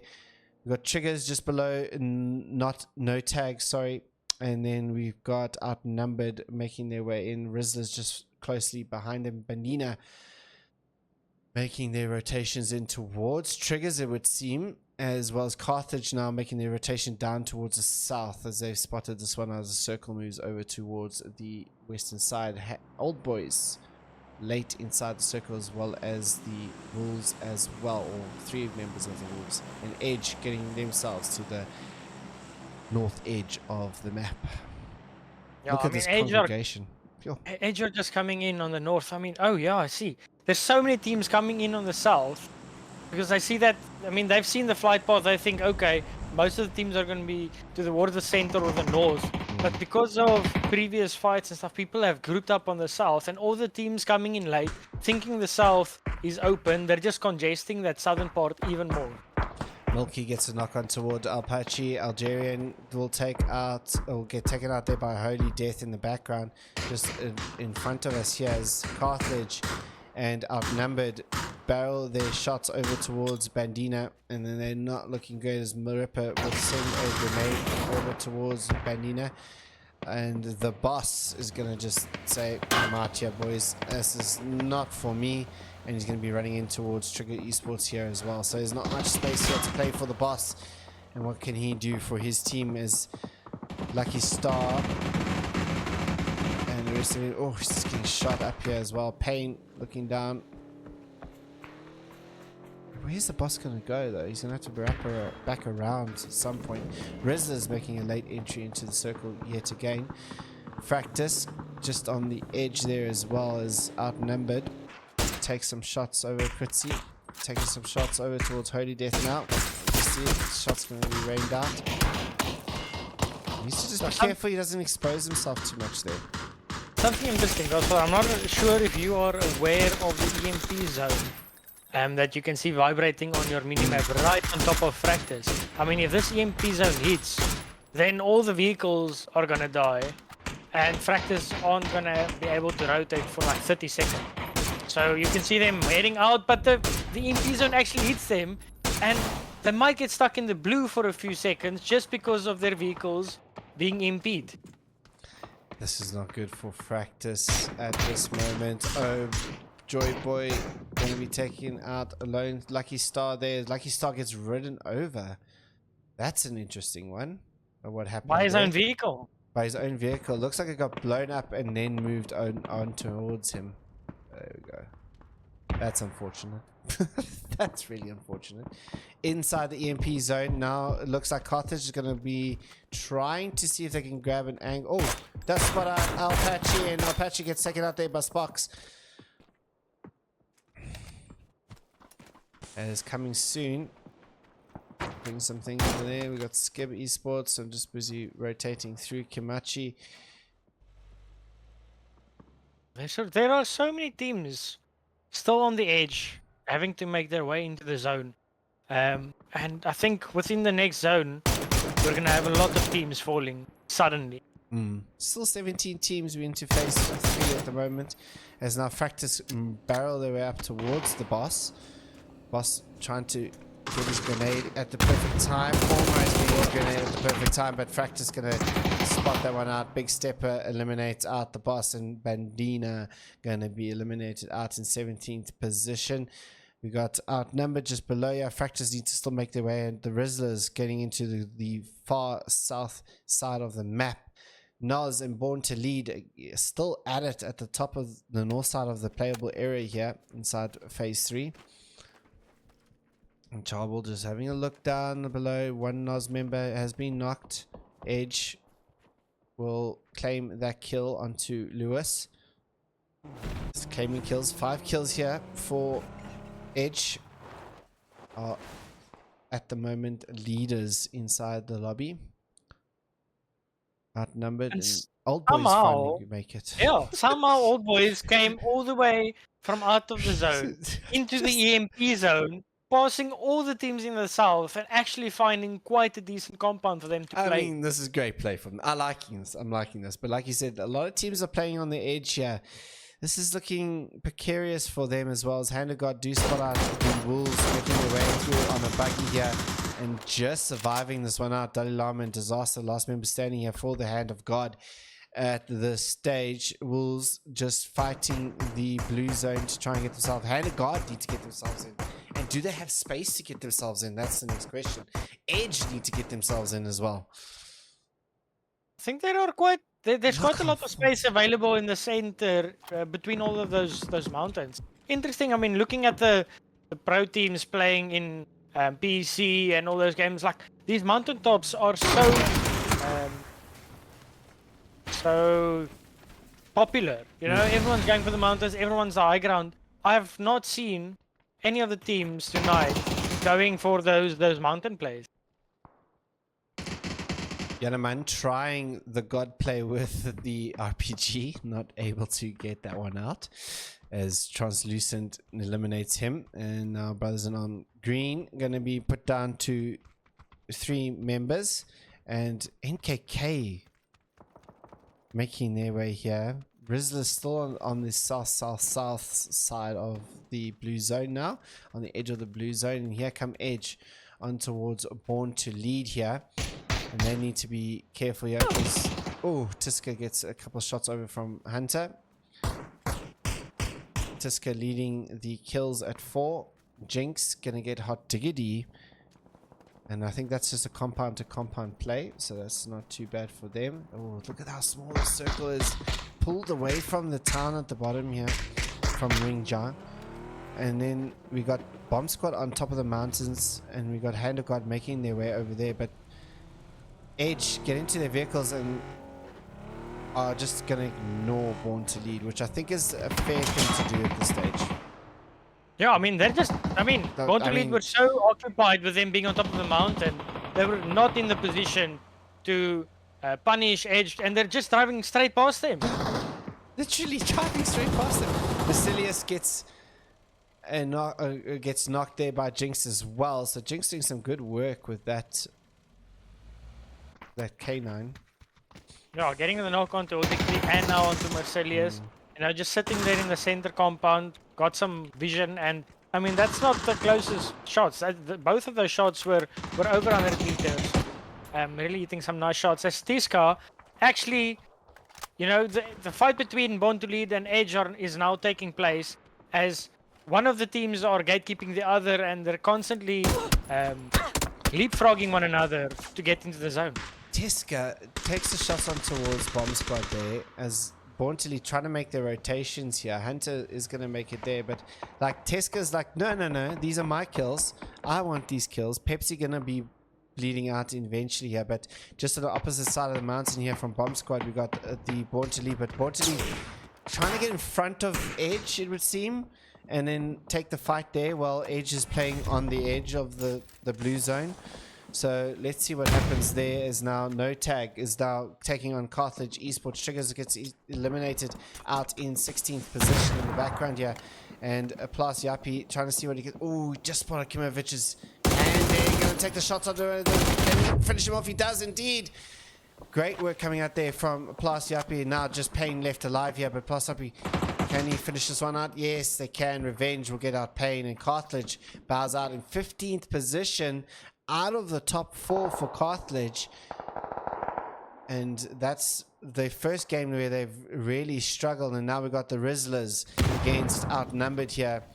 We'll turn off X-ray here. Is now Wicked Lime trying to see through all of the smoke that's been deployed here.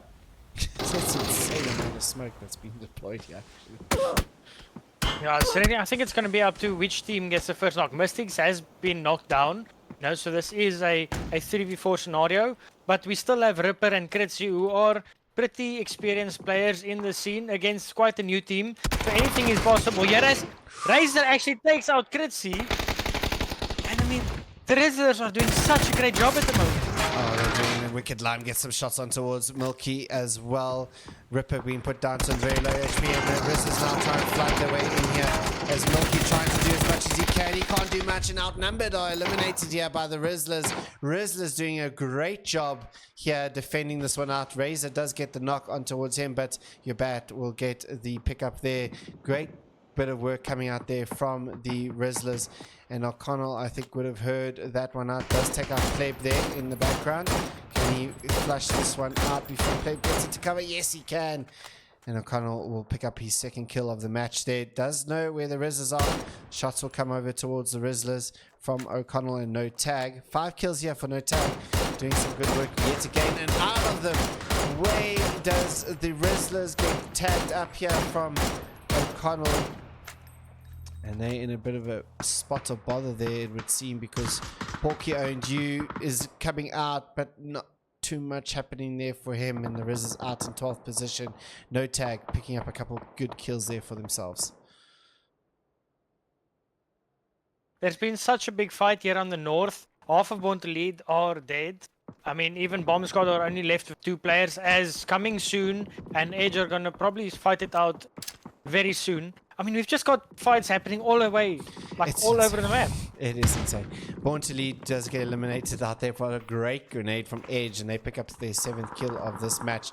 And now I think Edge can now kind of focus their way on, it seems, towards Coming Soon now, I think, is what their next objective would probably be. Bomb Squad still not out there as Fractus gets eliminated out there by Noz Gaming.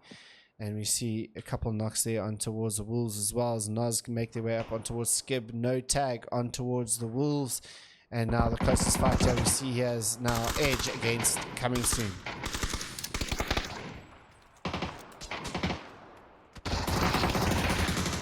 Bastiafen gets knocked out there from Edge. The grenades come through, but Coming Soon manage to circumnavigate that one out there. Spot gets spotted out, but official 10p gets put down, and 2 members of Coming Soon getting put down here. Now the push coming out from Kalawi as on the side here. Needs to be careful of on the side here as Kalawi. But can he spot out Naku? Naku gets a knock on towards Kalawi, and Naku fighting this one back as much as he can as Edge make their movements here. Teska with the most health out of the team at the moment.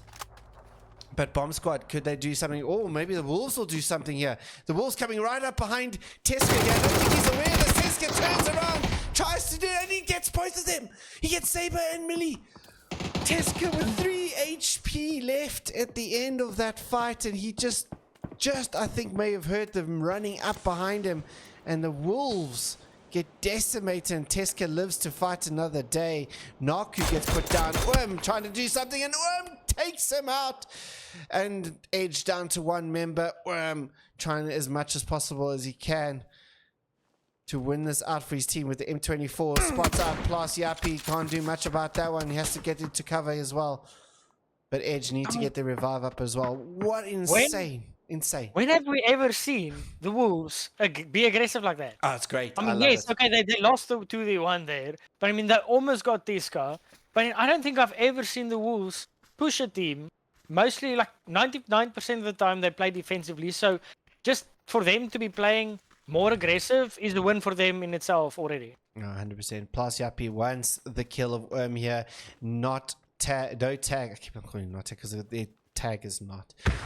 No Tag wants this kill as well. As looks like Edge has now decided that this is okay for coming soon, and O'Connell will get the tag and will get the elimination onto with a grenade there, and they'll pick up their 8th kill here. Again, 8 kills coming out from No Tag, picking up those points really, really well. Trix now finds out Vuzi, and Vuzi will get eliminated out quickly there. And Edge now spot up No Tag and 10 health, and he needs to retreat. He doesn't able to at this stage. As he gets knocked out there, as now Skib gets eliminated out in 5th position there by Nos Gaming in the end, as now Tiska quite close here to O'Connell. Yeah, I mean, at the end of the day, this is going to be... I think this is going to be a big fight between Edge and O'Connell. As O'Connell might have gotten Aloysia low, but O'Connell didn't know about Tiska being so close. O'Connell gets knocked out. Pirix was knocked out before earlier, so... Great. Volley, sorry, yes. No Tag falling back because they have no position to play from. Or the position where they were playing from, just so vulnerable now losing O'Connell. Yes, and now they have to make their way back. Soda gets a knock on towards Nos Gaming here, as we see the blue smoke getting put up there. Obviously, we just got the smokes that are being deployed. As Shen does eventually bleed out there. Revenge is bleeding out as well, just leaving past Yappy and Pricks left alive here for No Tag.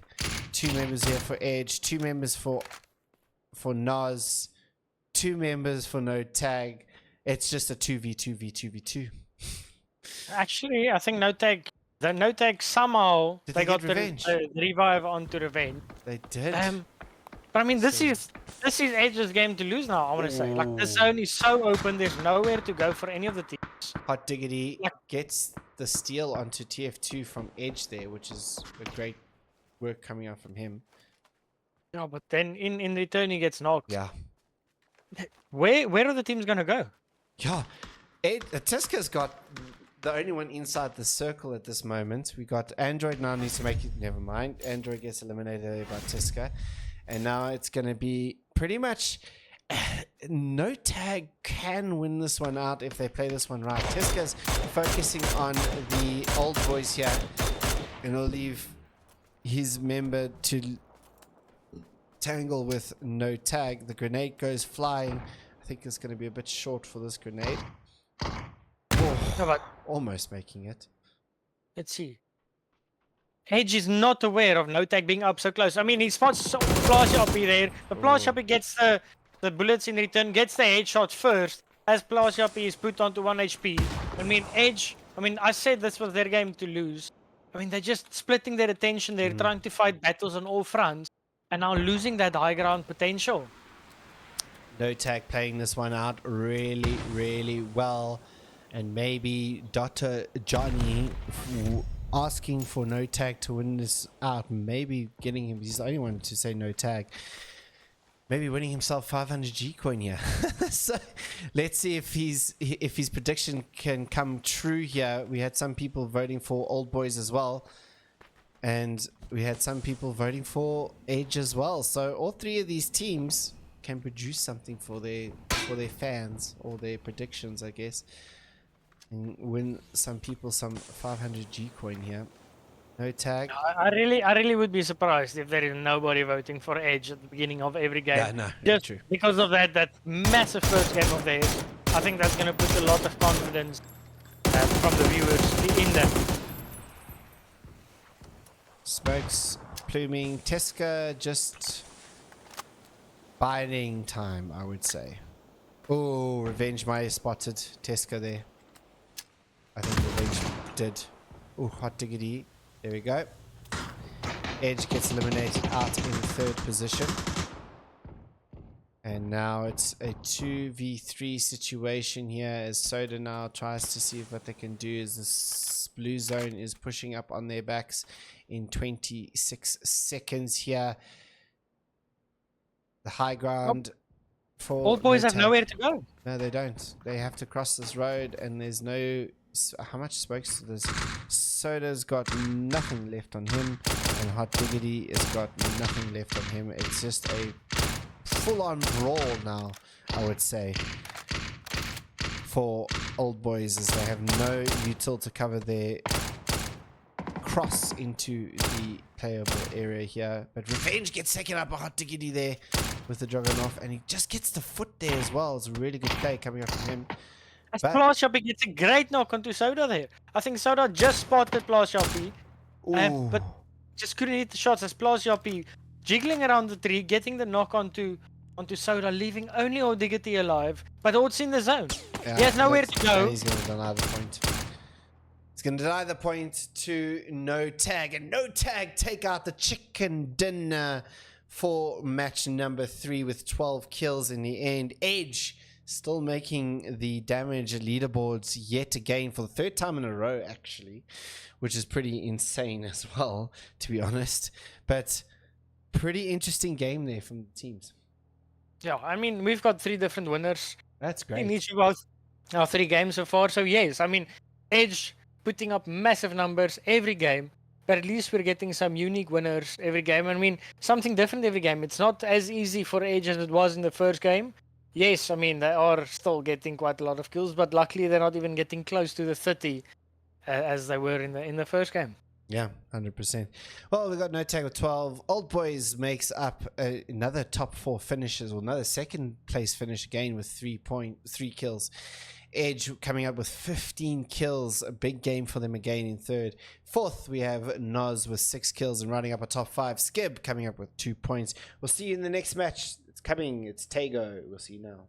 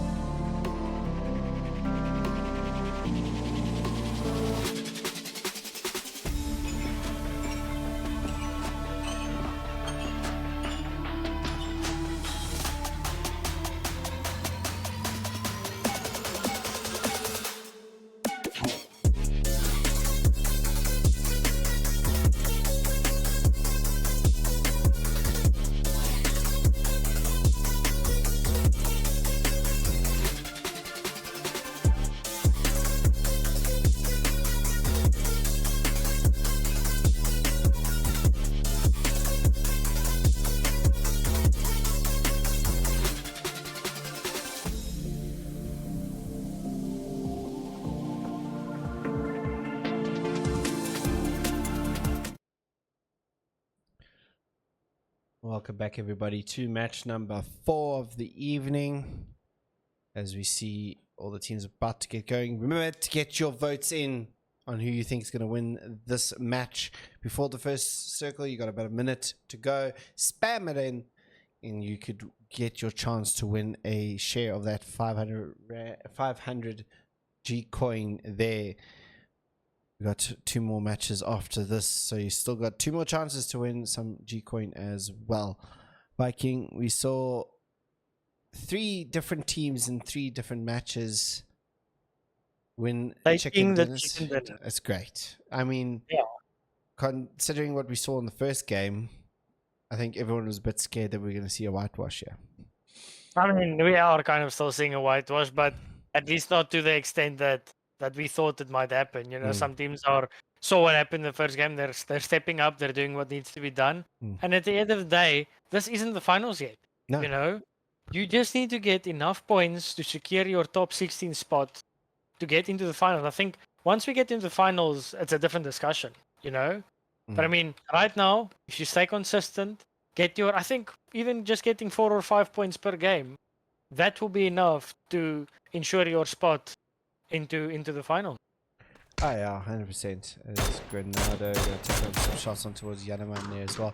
Like I said, there's 3 days of group stages with A versus B, A versus C, and C versus B, or B versus C, however you want to call it.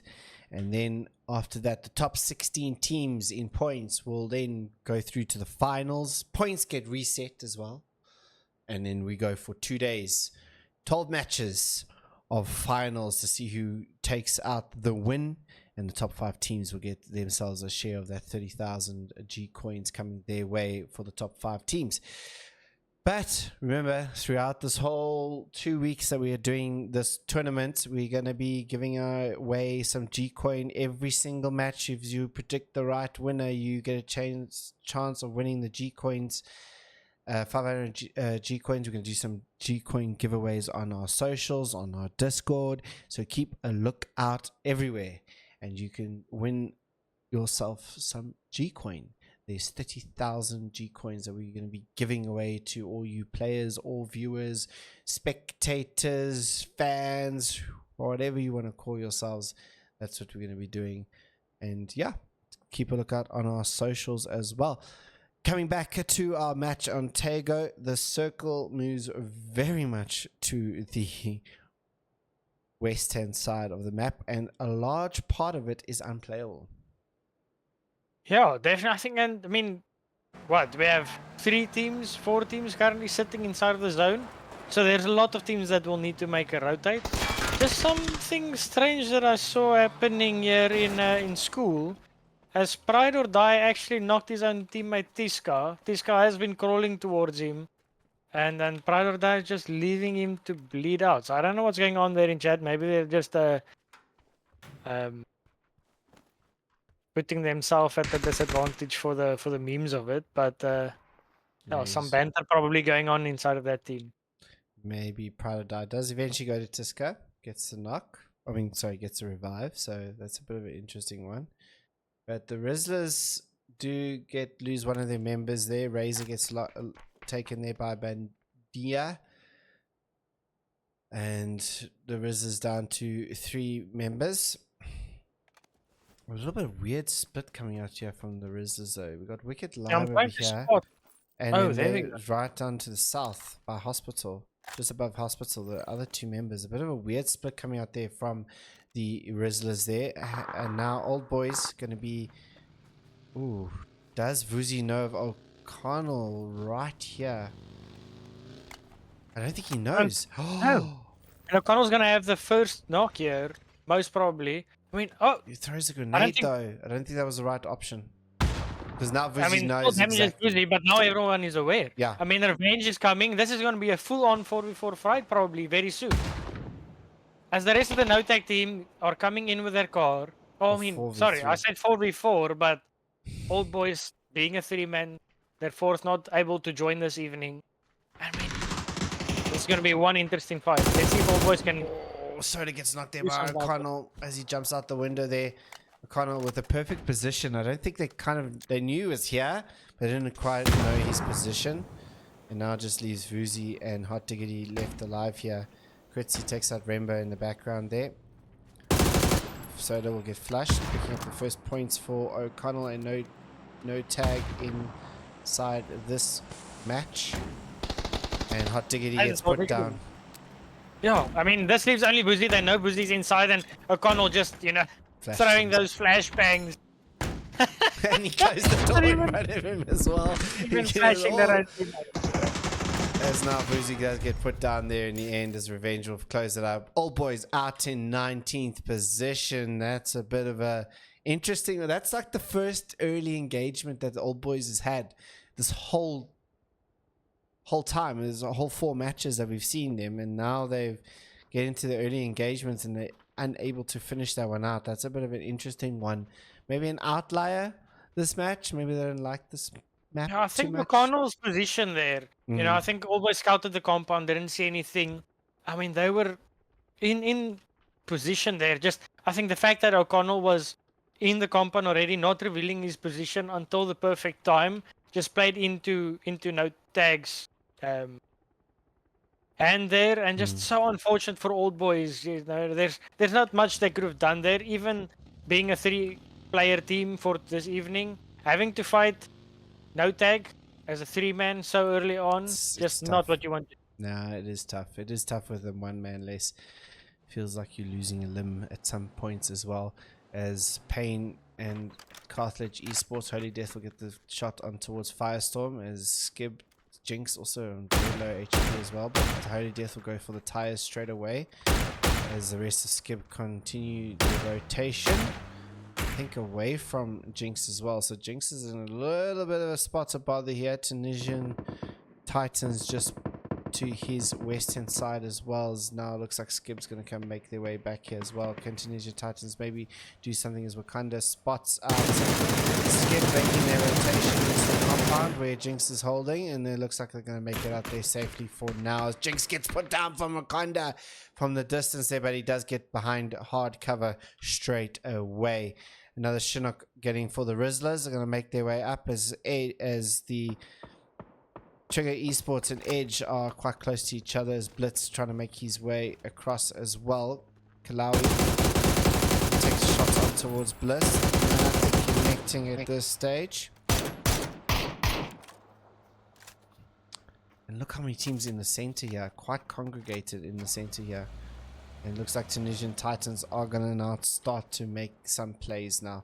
I think they need to start to do something here, does the Tunisian Titans. This guy gets taken out by Blitz in the south. Oh. Edge were chasing Blitz. I mean, I think yes, they were. No, they were chasing Blitz. Blitz just seed swap, took out this guy, and that's been Edge's top fragger. Yes, the rest of the Edge team all capable by themselves. Yeah. I mean, this guy going out so early, will that be the downfall of Edge's 10+ kill record? Yeah, true. They managed to get over 10 every single game, so interesting stuff. As Carthage do take shots on towards Tunisian Titans from a distance. They're busy playing over Skib here as well. So I think like we saw in the first game, outnumbered, we're kind of safe in between two teams. They just Skib got to play their hand correctly. Spox a little in the open here. If someone spots him, that's not going to offer any cover for him.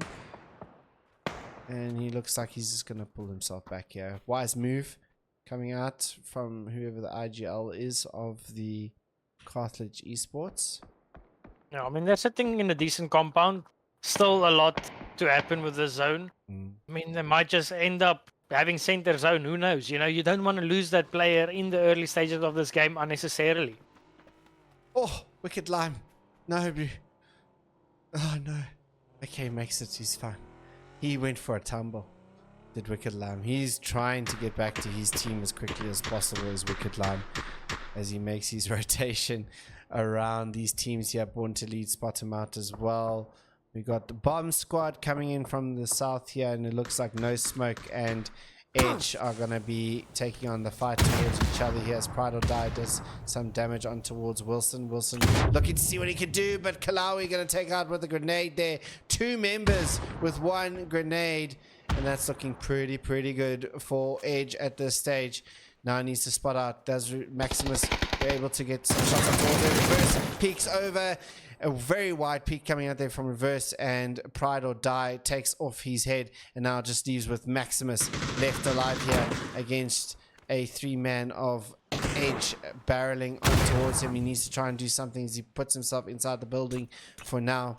The grenades popping through at the moment. The blue zone grenade coming through as well. Looks like he could just make it on the edge. No, he can't. He's going to have to heal this one up. Molotov comes in as well. Is burning. Is he burning? No, he's not. But that's gonna be the end of Maximus in the end, as Edge clean up at the one in quick succession. Yeah, but not only does Edge have insane fragging capabilities with like shooting, they also use their utility in such a great fashion. I mean, they got the first 2 knocks with their grenade. I'm not even sure about the third player. I think they shot the third player, but even finishing out the last player, No Smoke had no opportunities to even really shoot back because they were just like dominated with utility. Yeah, their lethal utility usage was great there in the beginning. The 2 players with 1 grenade really opened it up for Edge there as well. Now we see Tunisian Titans going to take on the Carthage Esports team. I think Carthage wouldn't have been too happy with their performance in the last game, as now Kimovic just go across, but Born to Lead just really playing a nuisance here for the Tunisian Titans and Wakanda especially, just getting a couple tags every now and again from a very far distance away, as now Frag makes the cross towards Wakanda and supporting his teammates, as Wakanda does get Spox. And great shots coming out from Wakanda, but I mean, El Chapo getting the knock on to Yaga. I mean, Tunisian Titans, they just can't get their fight all by themselves. If it isn't Born to Lead fighting them from the one side, you have I'm not sure which team it is. I think but yeah, you have the other team shooting them from the south. I mean, they just want to take this fight, but they have no opportunities to really fight it by themselves. Getting third party, fourth party from all around. As Wakanda gets taken out now by Kimovic, this is a disaster for Tunisian Titans. Oh yeah, they need to try and get this one back into play here. They do know it was Triggers Esports on the south there, taking a couple of shots there on towards the Tunisian Titans. The head gets spotted there, but Spox just matrix his way around those bullets. Shots get fired out from Frag there just a little bit too late. The boss will take out Duncan in the background here as we stick with Frag. As he takes the shots on towards Spox and gets the knock with the headshot there. Does as now Tick Thief gets taken out from Born to Lead. This game, like you said, the third party on towards the Tunisian Titans. It's just insane, and it's just Frag and Yaga left alive here to try every time they get the knock to try and aggress on the situation, some other team from somewhere else gets a knock onto them in return. It's like they're fighting 3 teams at once, it's just and they just want to finish off this one team. It's so unfortunate for them.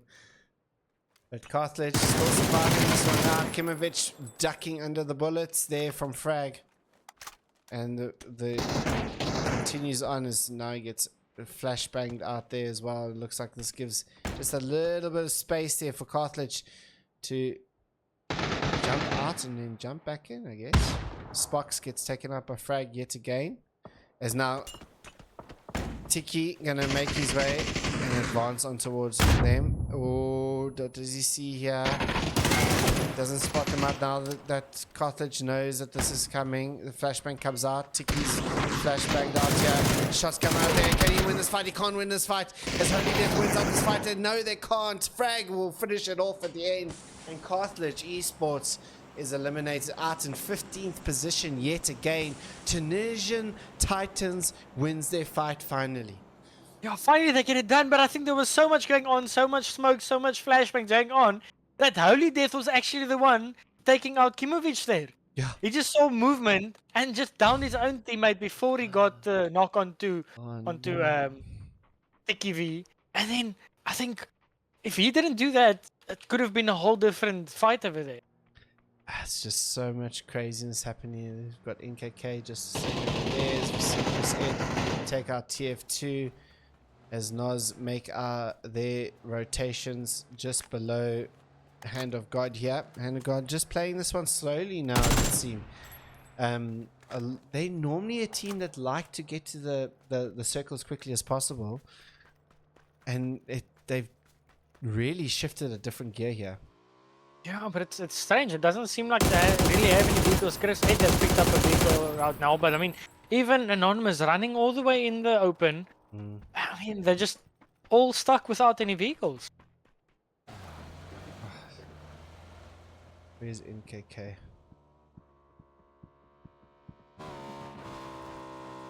Last Wolves member surviving here for the NKK. Swazi will take out. We've triggered esports there. El Capo. There's now no tag, and Nos gonna take out their fight. Plus Yapi with the MG3 in hand. What can he do? Oh, Lewis.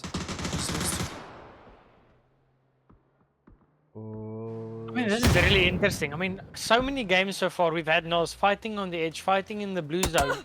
Like, they don't really mind getting into the zone as long as they get the kills on the edge. But I mean, it's not been the best day for them, and they keep getting stuck in these fights on the edge. There, once again, O'Connell takes out Chen. I mean, even though they get this revive off, no, they're just in the spot of bother where they have nowhere to go. Yeah, it does seem like they're fighting themselves with this, fighting against themselves with this blue zone as well. As O'Connell tries to pull up to see if he can get a different angle, maybe. Oh, going to pop out those tires as well, which is going to disable Nos quite a bit here. The shots get fired off. Can he fit one more towards Android? Android is such low HP, and he might actually get taken out by the blue. He does indeed. Shen going to continue on the way. Android did the pickup on towards Shen, and Android gets punished for that one. And Nos Gaming just down to 3 members. Well, 2 members. Two members now. They won't be able to get to Android as O'Connell makes his way into zone just above the Brothers in Arms green. Yeah, I would have not been happy if I was the one reviving you in the blue just to be shot out, and then the guy that I just revived was the one surviving. I mean, all in all, at least they did kind of deny that point to no tag team, you know. So I think you need to look at the positives every now and then. But once again, I mean, those are just struggling to get into the zones, and once again, it shifts to the south, and there's 3 teams standing in their way to getting into the zone eventually. The grenade comes in from El Pacho, and that is the end of Tunisian Titans out in 14th position. In the background, I saw Hand of God getting a couple shots there from Bees. Looks like they're going to be fine. Coming soon, rotating right past Hand of God here. And it looks like they're going to take out with no problems there as Dr. One takes out Shane. And Nos Gaming gets eliminated there by Brothers in Arms Green. As now Massilius will hear O'Connell just above him, but Massilius making a wide turn here to try and maybe flank. Ooh. Snake. He's going to be bush snake at this moment. O'Connell just peering down on towards Brothers in Arms Green.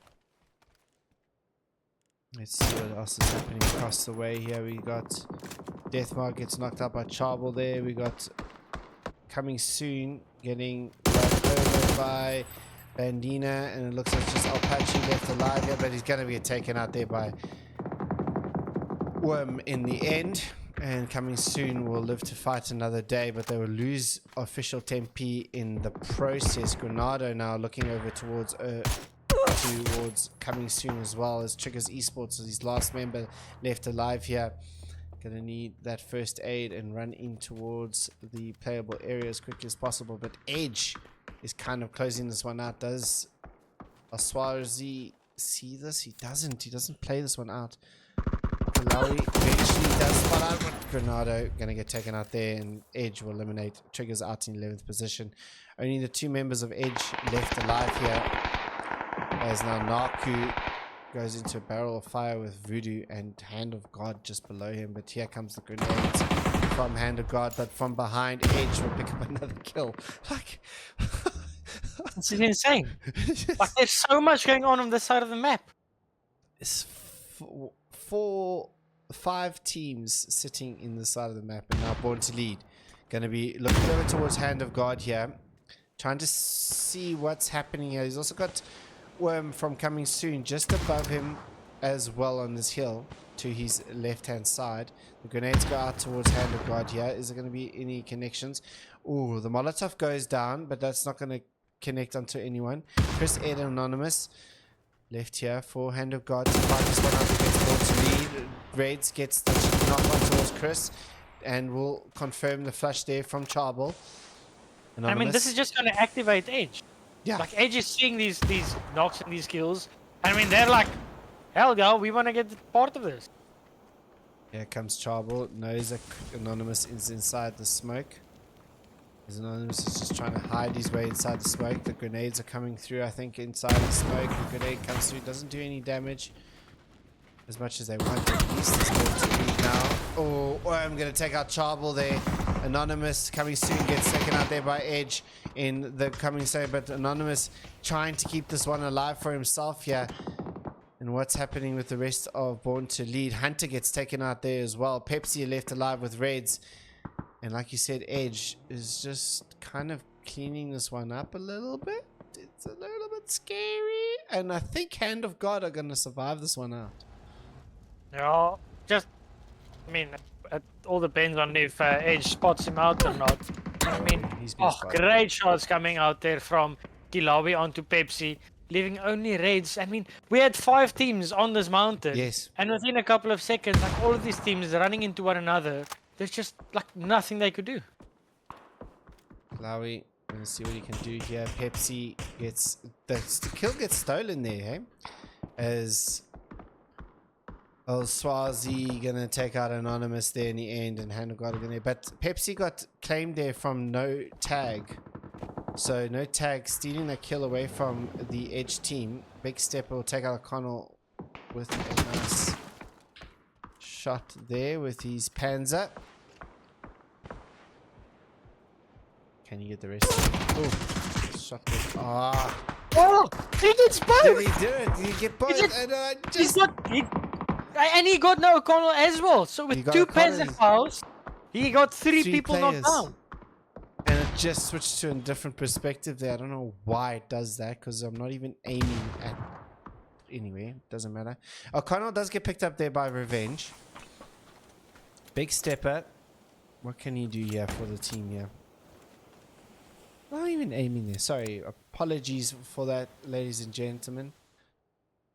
As now no tag. Down to 2 members. Big Stepper needs to try and see if he can get towards Translucent and get the revive, but it's gonna be a tough cross here. He needs to be careful. As you can see, he gets shot by the in the back by the Rizzlers as well. So bear looking at that one. But NKK will take out Wicked Lime there. Can he win out more fights against the Rizzlers here? He takes a shot up towards it. Gets Yobe. And it's just Porky owns you for the Rizzlers against NKK. Needs to reload that weapon to get the bullets. 53 health against full HP. Can he win out the fight?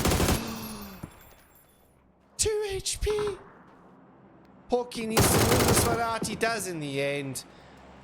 And Porky will survive another day. The Wolves out in 7th position as Big Stepper now gets taken out there. As Translucent now the last member standing here for the Fractus against 2 members of no tag. I mean, Rizzlers have really impressed me as a new team. You know, not really well versed in the competitive scene. You know, really putting up some pressure here and there and making it to the late game now, 2 games in a row. Quite impressed with the Rizzlers team. No, As Rez actually knocked down El Swayze, leaving Kilawe all by himself. Brazilia's getting taken out by Reds as well. I mean, all these solo players just like hiding away every here and there, just like stabbing all these teams in the back. And at the end of the day, in the late game, we're going to have all these solo or duo teams fighting it out until the end. Translucent hiding behind the bar area here as Big Stepper gets flushed out there by O'Connell. Massilius gets knocked out there by Kalawi. Last member standing there for Edge at this stage. The flashbang goes out there from O'Connell. As now Bees and Yanaman just on the opposite side of the hill there. We got Reds to the south, as well as the Rizzlers down to the south as well. The fight that needs to happen here, finish and conclude, I guess, is the closest fight we've got here. It's Fractus against No Tag. Revenge on top of the building. Translucent doing a good job here. Yanaman takes out Kalawi, and Edge bow down in 6th position. I mean, that's such a great play there from Brothers in Arms. Kilawi almost 1v4 Hand of God in our what, 2nd game. And I mean, now Brothers in Arms getting him as a duo, getting the revive up. I mean, this is putting them in such a good position. They're in the top 4. They have 4 kills already. I mean, this is what we want to see from these teams that have been in the scene for quite some time, growing. I mean, yes, they're not getting 30 kills the same way that Edge are, but they're growing in their potential and showing that, listen here, we've been practicing, we've improved. I mean, at the end of the day, that makes me happy. No, 100%. It's really good. Rizzlers find themselves in a top 4 position with 2 kills. And now they can move on this one. No Tag with 2 members left. It was looking pretty precarious after Big Stepper's 3 Panzer kills there in the end. Reds now needs to kind of hold this one out towards the Rizzlers and see what he can do there. It looks like Revenge has spotted out the Rizzlers making their transition into the circle. And now we'll use this vehicle. It does have 1 less wheel to play with at this stage, but what does Red see here? It does spot out Porky, and Porky gets down pretty quickly there, and Reds will complete that one out there, pick himself up the 6th kill there for Born to Lead. It's your bat is now gonna have to just hold this one out here inside this little container shop. Yeah, I mean, I kind of want to say that worked in the favor of Rizzlers. The fact that Reds actually showed his position in the way that they killed Porky, but now Hubert at least knows about it. Whereas if No Tag were the ones to knock or kill Porky, Hubert was playing outside of the shack and the Reds could have just peeked over. So yes, Hubert is all alone as a solo now, but at least he is aware of where most of the players around him is situated. So No Tag has now moved on to the side. They got some good cover on their side over here, so they can kind of play this one out as they need to. Reds is kind of concentrating on Brothers in Arms Green. Brothers in Arms Green need to just get a little bit more sight lines, I feel. It looks like Yadaman is trying to do that. Bees is busy just waiting it out here. Needs to, I think, just peek over just a little bit, just to get a little bit of information here and there, you know, just to get themselves there. Reds is now spotted out No Tag and takes a couple of shots in there, so he can just, he's okay on top of this hill for now. Not much helmet health, but he should be okay. And I think we're going to see quite a slow one to the end here. We got a 2v2 v1v1. I think this is going to be quite a stalemate all the way to the end. I think you so know, too. I mean, Reds will probably be flanking towards Brothers in Arms position. But I mean, the rest of the players just going to wait, see what happens. And I think, honestly, I think when Reds takes the fight onto Brothers in Arms, whatever happens there, that's going to kind of trigger the rest of the teams to move and take their opportunities.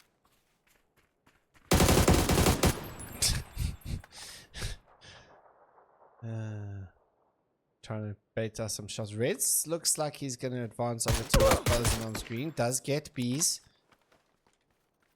Now needs to look out for Yanaman, but it looks like he'll try and get the flush on towards Bees. Pick up another point. And does indeed do that. 7 kills. Comes up for Brother Born to Lead. And No, now, great play from Red surviving here all the way as a solo, getting the points, you know, took out one of the edge players, took this position, playing it really slowly, but making sure that he's getting every point possible. And that puts a man advantage now for No Tag. So if No Tag can stick together and do well here, it is a possibility that they can be the first team to win 2 chicken dinners this evening. And your bat gonna just chill. I think that's all he needs to do. Great shots. I mean, instantly hitting that Here we headshot go. Oh, puts no. Janeman at advantage. That's gonna, yeah, the great nade from O'Connell. I think he knows that was coming. I think he was just clearing out his ways and making sure. No Tag looking pretty good at this moment now with the man advantage against 2 Reds. Is trying to find Janeman here. Revenge is playing on the rock. He's got the most central position. I mean, No Tag looking to take their second win, being our first second chicken dinner winner. Really playing it out well. I mean, they were in a tough situation against Fractors, getting 3 players knocked to the Panzerfaust. But I mean, really playing it well now. 2v1, O'Connell against Reds. I mean, Reds does have that fama. So O'Connell and Revenge, they need to play it out well. They have center zone. Just wait it out and play off of each other. As O'Connell spots out Reds, hits the headshots. And that's that. We have our second chicken dinner for the No Tag team. Yeah, that's the first team to make it out there. They win it on the damage. Edge comes up with the top kills there of 13. Born to lead with 9 assists coming out there as well. But, I mean, great job again from No Tag. They soaked up that pressure from Fractus, like you said. And it's looking pretty good for them. They went out with 8 kills. 8 kills for Born to Lead as well. Raids coming in clutch there with 5 kills for his team. Brothers in Arms Green getting another top 4 position as well. We saw them get into second place in the first game. Coming up with 4 kills. Some great improvement from them. The Rizzlers making their way into 4th with 2 kills. And Fractus riding up our top 5 with 5 kills. Big Stepper with those Panzer kills coming in there as well. Well, that's Tego done. 2 more Miramars to go, ladies and gents. We'll see you soon.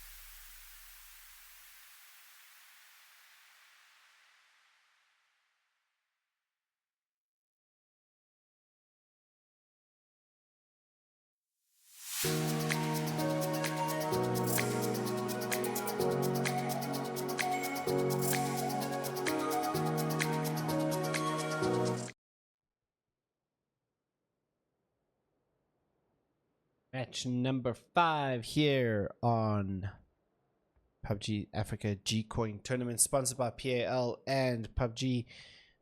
Remember to get your votes in for who you think is going to win this matchup.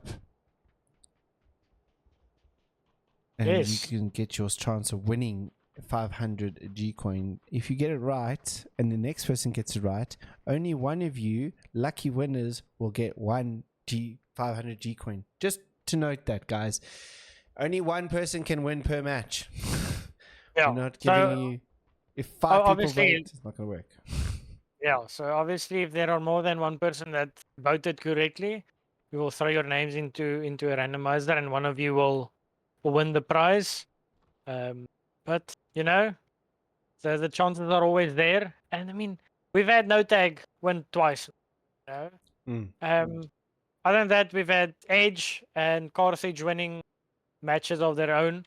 So, you know, look at the leaderboard, see who you think has the best potential of winning, and get those votes in the next 30 to 40 seconds, as the vote will be closing as soon as the first zone pops, guys. You need to make your votes now. So spam in the chat whoever you think is going to win this match. All right, so we see the first 2 teams, Fractus, get themselves over. And they're going to go over towards Prison Island here and Partona, which is interesting. Don't see many teams go that far down south, so this is going to be a cool thing to see over there. A lot of teams flooding their way out. Should be pretty good. We can see Nas going to Los along with Bandina. We got Born to Leave in Chumasera, just on the edge of Chumasera. We got the Trigger Esports members making their way as No Smoke going over towards Brickyard, and Tunisian Titans making their way over to Montenuvo. See all the teams making their way. He's got Edge and No Tag. Well, Edge takes Picardo. Yeah, no tag were kind of gunning it towards Picardo, but I think as soon as they saw 4 men sticking it, they were like, no thank you. We'll rather just loot around you and fight you in the later game once we have weapons and the loot in general. I think no tag, they know they're kind of reaching towards the top. They probably don't know it's Edge in Picardo, but they want to play it safe. They want to play it in their own game. And they don't want to take any chances with weird scenarios happening inside of a city fight at the beginning of the game. No, 100%. Carthage is going to take some shots over towards Outnumbers. They're still going there, but you can see all the teams pretty much, I mean, evenly split from this plane path. Looking pretty good. And I think I expected this from Miramar. I expected it to be a bit quieter, a little bit more chilled. There's a bit more area of play in Miramar, so we should be pretty good here. No, I think I've chatted to many people before. I mean, this is not just like something recently, just in general. And why I think Miramar for a long time was probably one of my favorite map as well, is the fact that there's so many like places to actually go and loot on Miramar. You know, that's why we see everyone basically getting somewhere, getting compound loot. There's a lot of possibilities on Miramar, a lot of compounds, and lots of hills and dips. So I think Miramar is kind of this map that where Erangel is all about the firepower and securing your position, making sure that you win the firepower battle in these open terrains. Miramar kind of gives you that opportunity to get up close, work your way, get the flanking positions, because there is so much cover and compounds all over the map. Yeah, 100%. And Edge just are attacking pricks from No Tag here. They are literally chasing him on the Marauders down into this. It looks like they're going to pull up down, try to get some shots on towards No Tag. They're not able to do that, and it looks like he's going to bail out of this one and get to the rest of his teammates. But Edge playing a very aggressive game in the beginning here. I think they kind of noticed that he was alone and then like just instantly pushed this one. Yeah, remember, so PRX actually dropped and took their vehicle, yeah. So they knew that he was all by himself. Luckily, he had a Mirado, because I think if he had any other vehicle to drive away from them, They would have caught up and probably gotten. Yeah, it was. Oh, I think it was very lucky there. But the aggression from Edge is insane. Tunisian, sorry, Triggers Esports just on the sidelines here. It's quite a big split for them, but it looks like Edge is going to keep themselves where they are for now. Hand of God inside San Martin and above, all the way up past water treatment there for Anonymous. Bomb Squad on the eastern side of the map. Looks like they're going to start making their way inside the area as well. And Minas being occupied by coming soon. Not much happening in Lost for now. Looks like the two teams, Noz and Bandina, are not going to really engage each other at this moment. Looks like they're just going to keep it chilled for now. And no smoke inside Brickyard as Tiki is now approaching No Smoke at some pace. Yeah, running up the hill. Will No Smoke hear this one out though? As Wakanda and Frag inside the vehicle making their way. I don't think like No Smoke are so occupied still trying to loot. I mean, even Mason only has a mutant right now. They didn't take the most optimal looting spot. And Tiki is probably just going to peek over, get the instant knock on one of the players. And if No Smoke don't react quickly enough, the rest of Tunisian Titans will come and group up. And it will just be such a bad position for No Smoke to find themselves in. Yeah, they need to see. What would be your optimum loadout inside Miramar? Yeah, inside Miramar, I don't think my loadout is map specific. But lately, whichever one I shoot most accurate with, and that's none of the guns. So, so I can't really give you an answer to be honest. But yeah, genuinely, let's say at the moment I really enjoy playing with the Ace and the Dragunov. That one-shot potential with the Dragunov really changed up the meta in recent times. Yeah, and it's still a kind of a DMR in any case in some respects. I see a lot of the teams, or some of the teams at least, are using, you know, the K9 and the Mozan. I mean, it does offer you some disadvantages, offers you some advantages, you know, but overall I think a DMR in most hands will probably be a better bet than an SR, right? Yeah, I think I'm gonna relate this back to if you're looking at the pro players, you know, in PEC, PEC and those like even watching the Nations Cup now recently. I think the pro players' movement when peaking is just so quick and abnormal that like I think being able to get those extra bullets in really makes a difference. So in that scenario, I think the DMRs are quite quite oftenly effective and more popular. But I think here in our lobbies where we've got some newer players still, people aren't bobbing and weaving and being like a bunch of jumping people all the way everywhere. I think people actually kind of prefer to use the multis for that one-shot potential because it can change the game in an instant. Born to Lead actually get killed from that. Capco got killed off by Tiska there from Edge as well, so it looks like Born to Lead are going to be moving on to this one straight away. Granada getting taken out there as well. Born to is Noz Gaming, so now pulls up towards this. Joy Boy will take out Android straight away there. Granada gets taken out there by Edge, and finally Joy Boy will get taken out by Shenzi, and that will be Triggers Esport out in 19th position on our 4th map. Now that was quite a strange play there from Triggers. I mean, they had the potential of just taking the compound, but Noz scored. Oh, sorry, Born to Lead. No, this is Noz. Noz. Sorry, I keep getting confused because like all the Lewis players has got Born to Lead on his tag. Yes, I know. yeah, like they play together so often. Yeah. But yeah, Triggers just got caught in the open there, getting knocked. I mean, Edge helping from far away, but they had the opportunity to just take the compound, be safe, fight from inside. But they lost 2 players outside the compound at the vehicle, and Noz just took that opportunity, cleaned up, and they're sitting with a few points and a compound. They're going to be happy with that. Yeah, and pretty central as well. We got no tag as more central than that, so they're looking pretty good on top of the hill. There looks like they're going to just be content with that. Old boys coming in from the north. Late game for them, seems to work for them, but now Kalawi and is going to take on Bomb Squad just below him here. Does spot out the members of Bomb Squad. Can he do anything to adjust? Does spot out Christ. I mean, you can just see the confidence in the way that they're just positioning themselves. They're like, each of their players, they kind of know that, listen here, I'm playing by myself, but I can manage myself.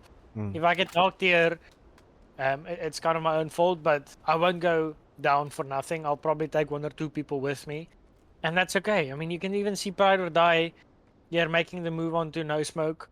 Once again, just, you know, they're just taking the fight left, right, and center, just going for it. They have nothing to lose at this moment. He's got some vision onto Bomb Squad as well, this Pride or Die. Does get the knock on towards Maximus. Does spot out now Mozart. Masant and then throws out the blue zone grenade. Smoke just to cover off his side there. Great play coming out from him. So now the blue zone grenade flashes out. I don't think that blue zone grenade, just doesn't make it there, but reverse does get a bit tagged up on that one. The car does blow up for No Smoke, which is not going to be great. As the zone actually shifts up to the north, and the Rizzler's taking such a good compound in the center. I think this is working into the hands of like a lot of teams that are currently struggling with points, and this might be a big shift if the teams grab this opportunity. This could be a big shift in the middle part of our leaderboard. I feel like we're going to lose quite a few teams in this rotate as well.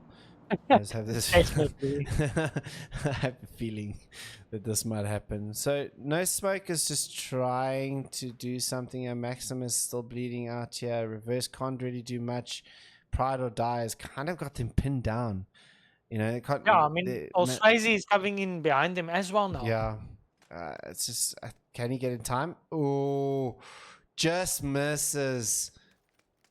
There's all Swayze. But Pride or Die is pushing in. He's going in for the grenade, and the reverse is not watching this at the moment. Oh, that's a good grenade. Great grenade coming out from Pride or Die. And that one's not going to be as good, but now just leaves reverse left alive here against now all of the Edge members flooding their way in. Kalawi almost getting taken out there. Flashbang comes out. He can't see. Reverse. It's going to bend down, but he's on fire, and that's going to be the end of No Smoke inside this matchup. Edge eliminate them out in 18th position. And like you said, good work with utility as well. Like Kalawi was low in health there, and then, you know, cool, pull myself back, but I'm going to use some lethal utility to make this work. There's now Tiska looks over to the red spot. Yeah, Tiska playing a crucial part here, making sure, yes, okay, my team is fighting, but I'm making sure that no one is coming in behind them. I'm keeping our backs clean, and you know, at least from here, Edge are pretty secure, and they know that they have some open terrain to work with into the next circle. Bastiafan holding off Noz here inside their compound. Some good shots coming out here from Bastiafan. Already 246 damage coming out from him already, but looks like Noz is going to leave this compound or try and advance maybe into this compound, as now we see Fractus taking on the members of the Wolves, as Millie and Zaber going to be taken down, as now Algerian peers over towards him, but Nano says no, and he takes a couple of shots over towards Algerian, and also the boss taking some good shots on towards Nano. It looks like Practice just going to hold off here for now. They're safely inside the circle. NKK, last member standing for the Wolves, is inside truck stop and not looking to go further, but the circle moves down towards the south, and coming soon we'll be pretty happy with this position as well. Yeah, but I see Tirpio is quite by himself. He needs to regroup with the team so they don't lose someone unnecessarily. I mean, they haven't been having the greatest evening, you know. They're getting the zone. They need to make sure that they get as many points as possible from here. because they really need the points to go up in that leaderboard.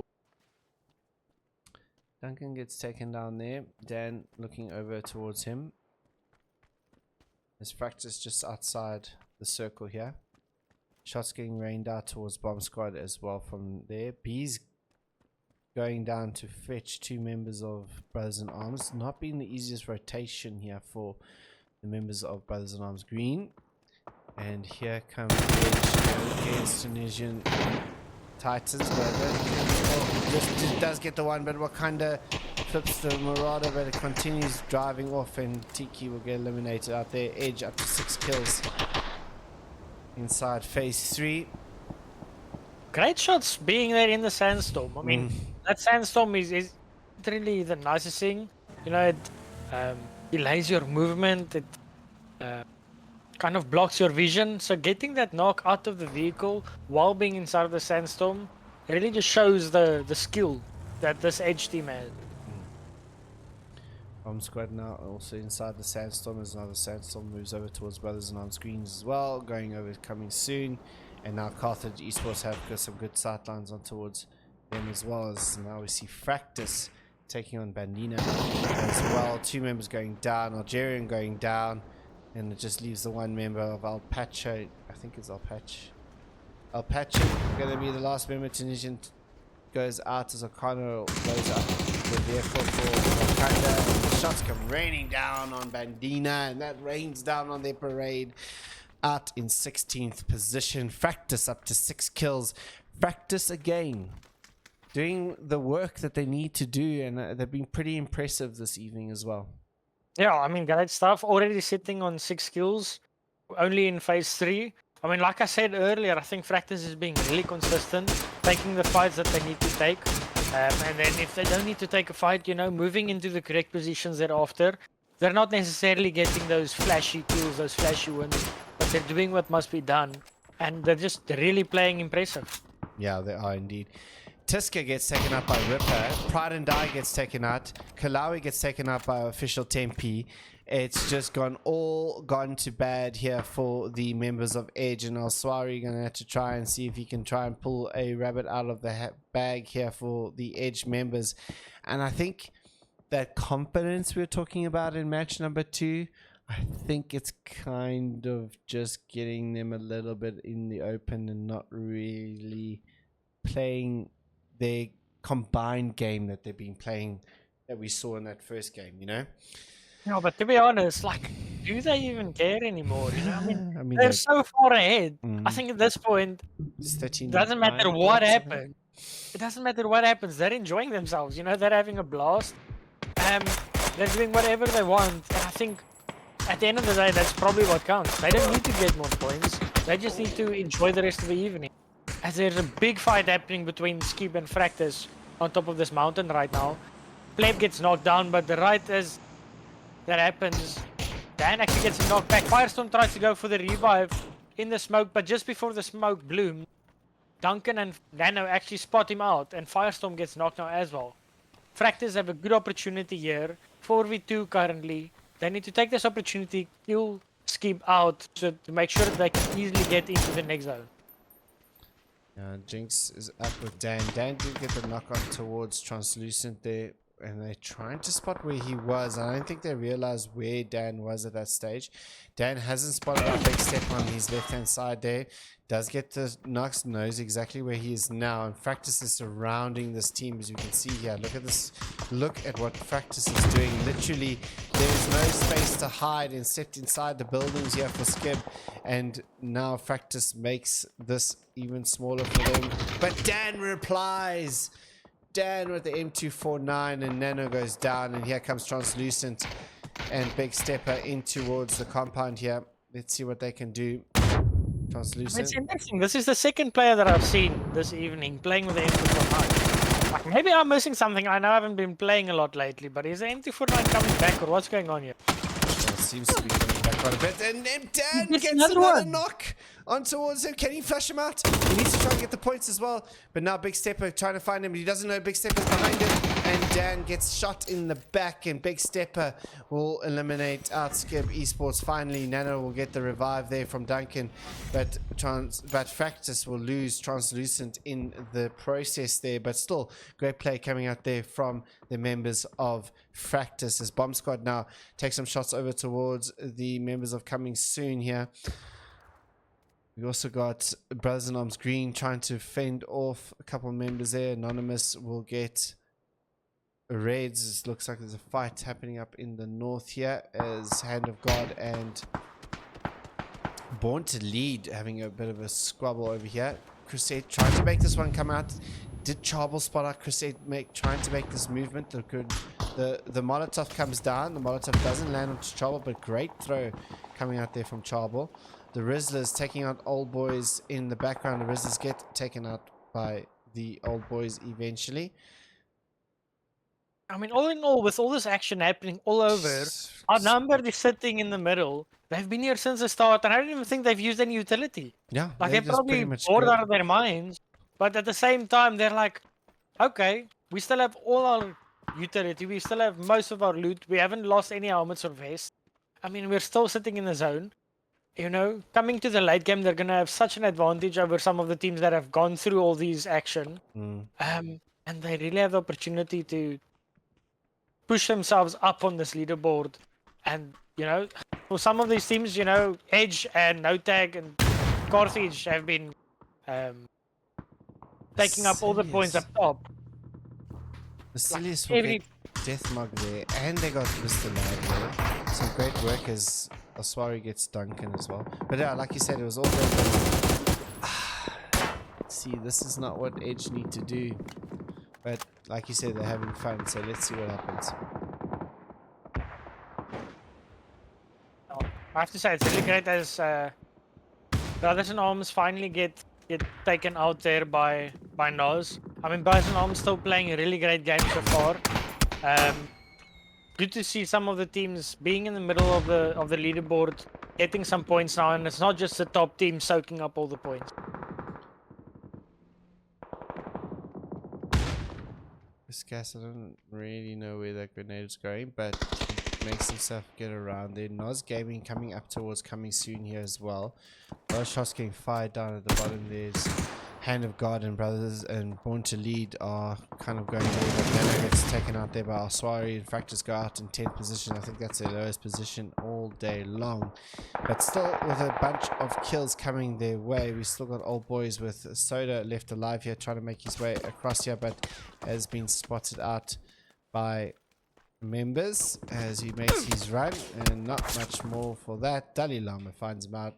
Old Boys out in 9th position. And what's happening inside here is Bomb Squad get eliminated out in 8th position. Boom, finding out their last member there. And oh, here comes a push. Oh, great shots from Noz on the initiate of that zone. Oh, but that fight is helping this one out here. Does TF2 know he's in here? Both of the players are stuck in the smoke. TF2 he gets it, and TF2 eliminate out Edge out in 7th position as they go. As Coming Soon get pushed on by not tag.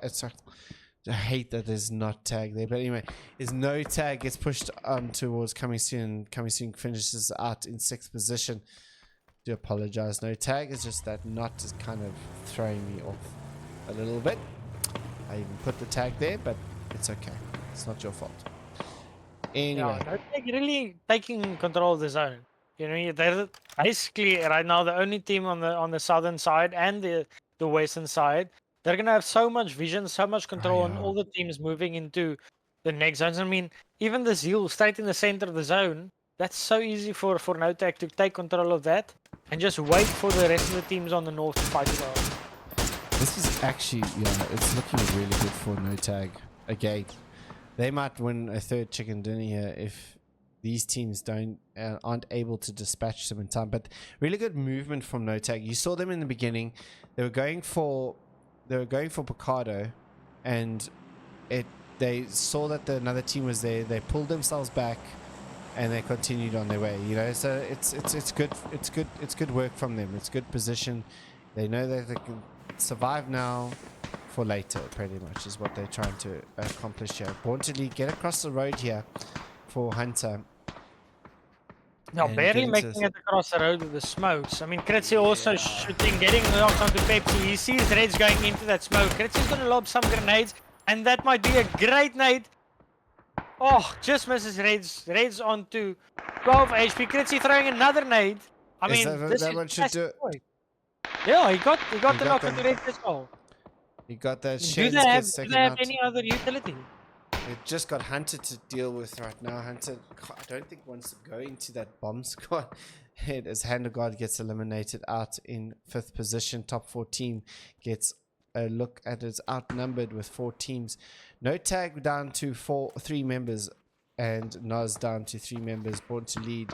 Still got the 2 members. Looks like Hunter will be able to get the revive on towards Reds. Maybe if Revenge has a look down the scope here, it might actually spot this one out. Doesn't.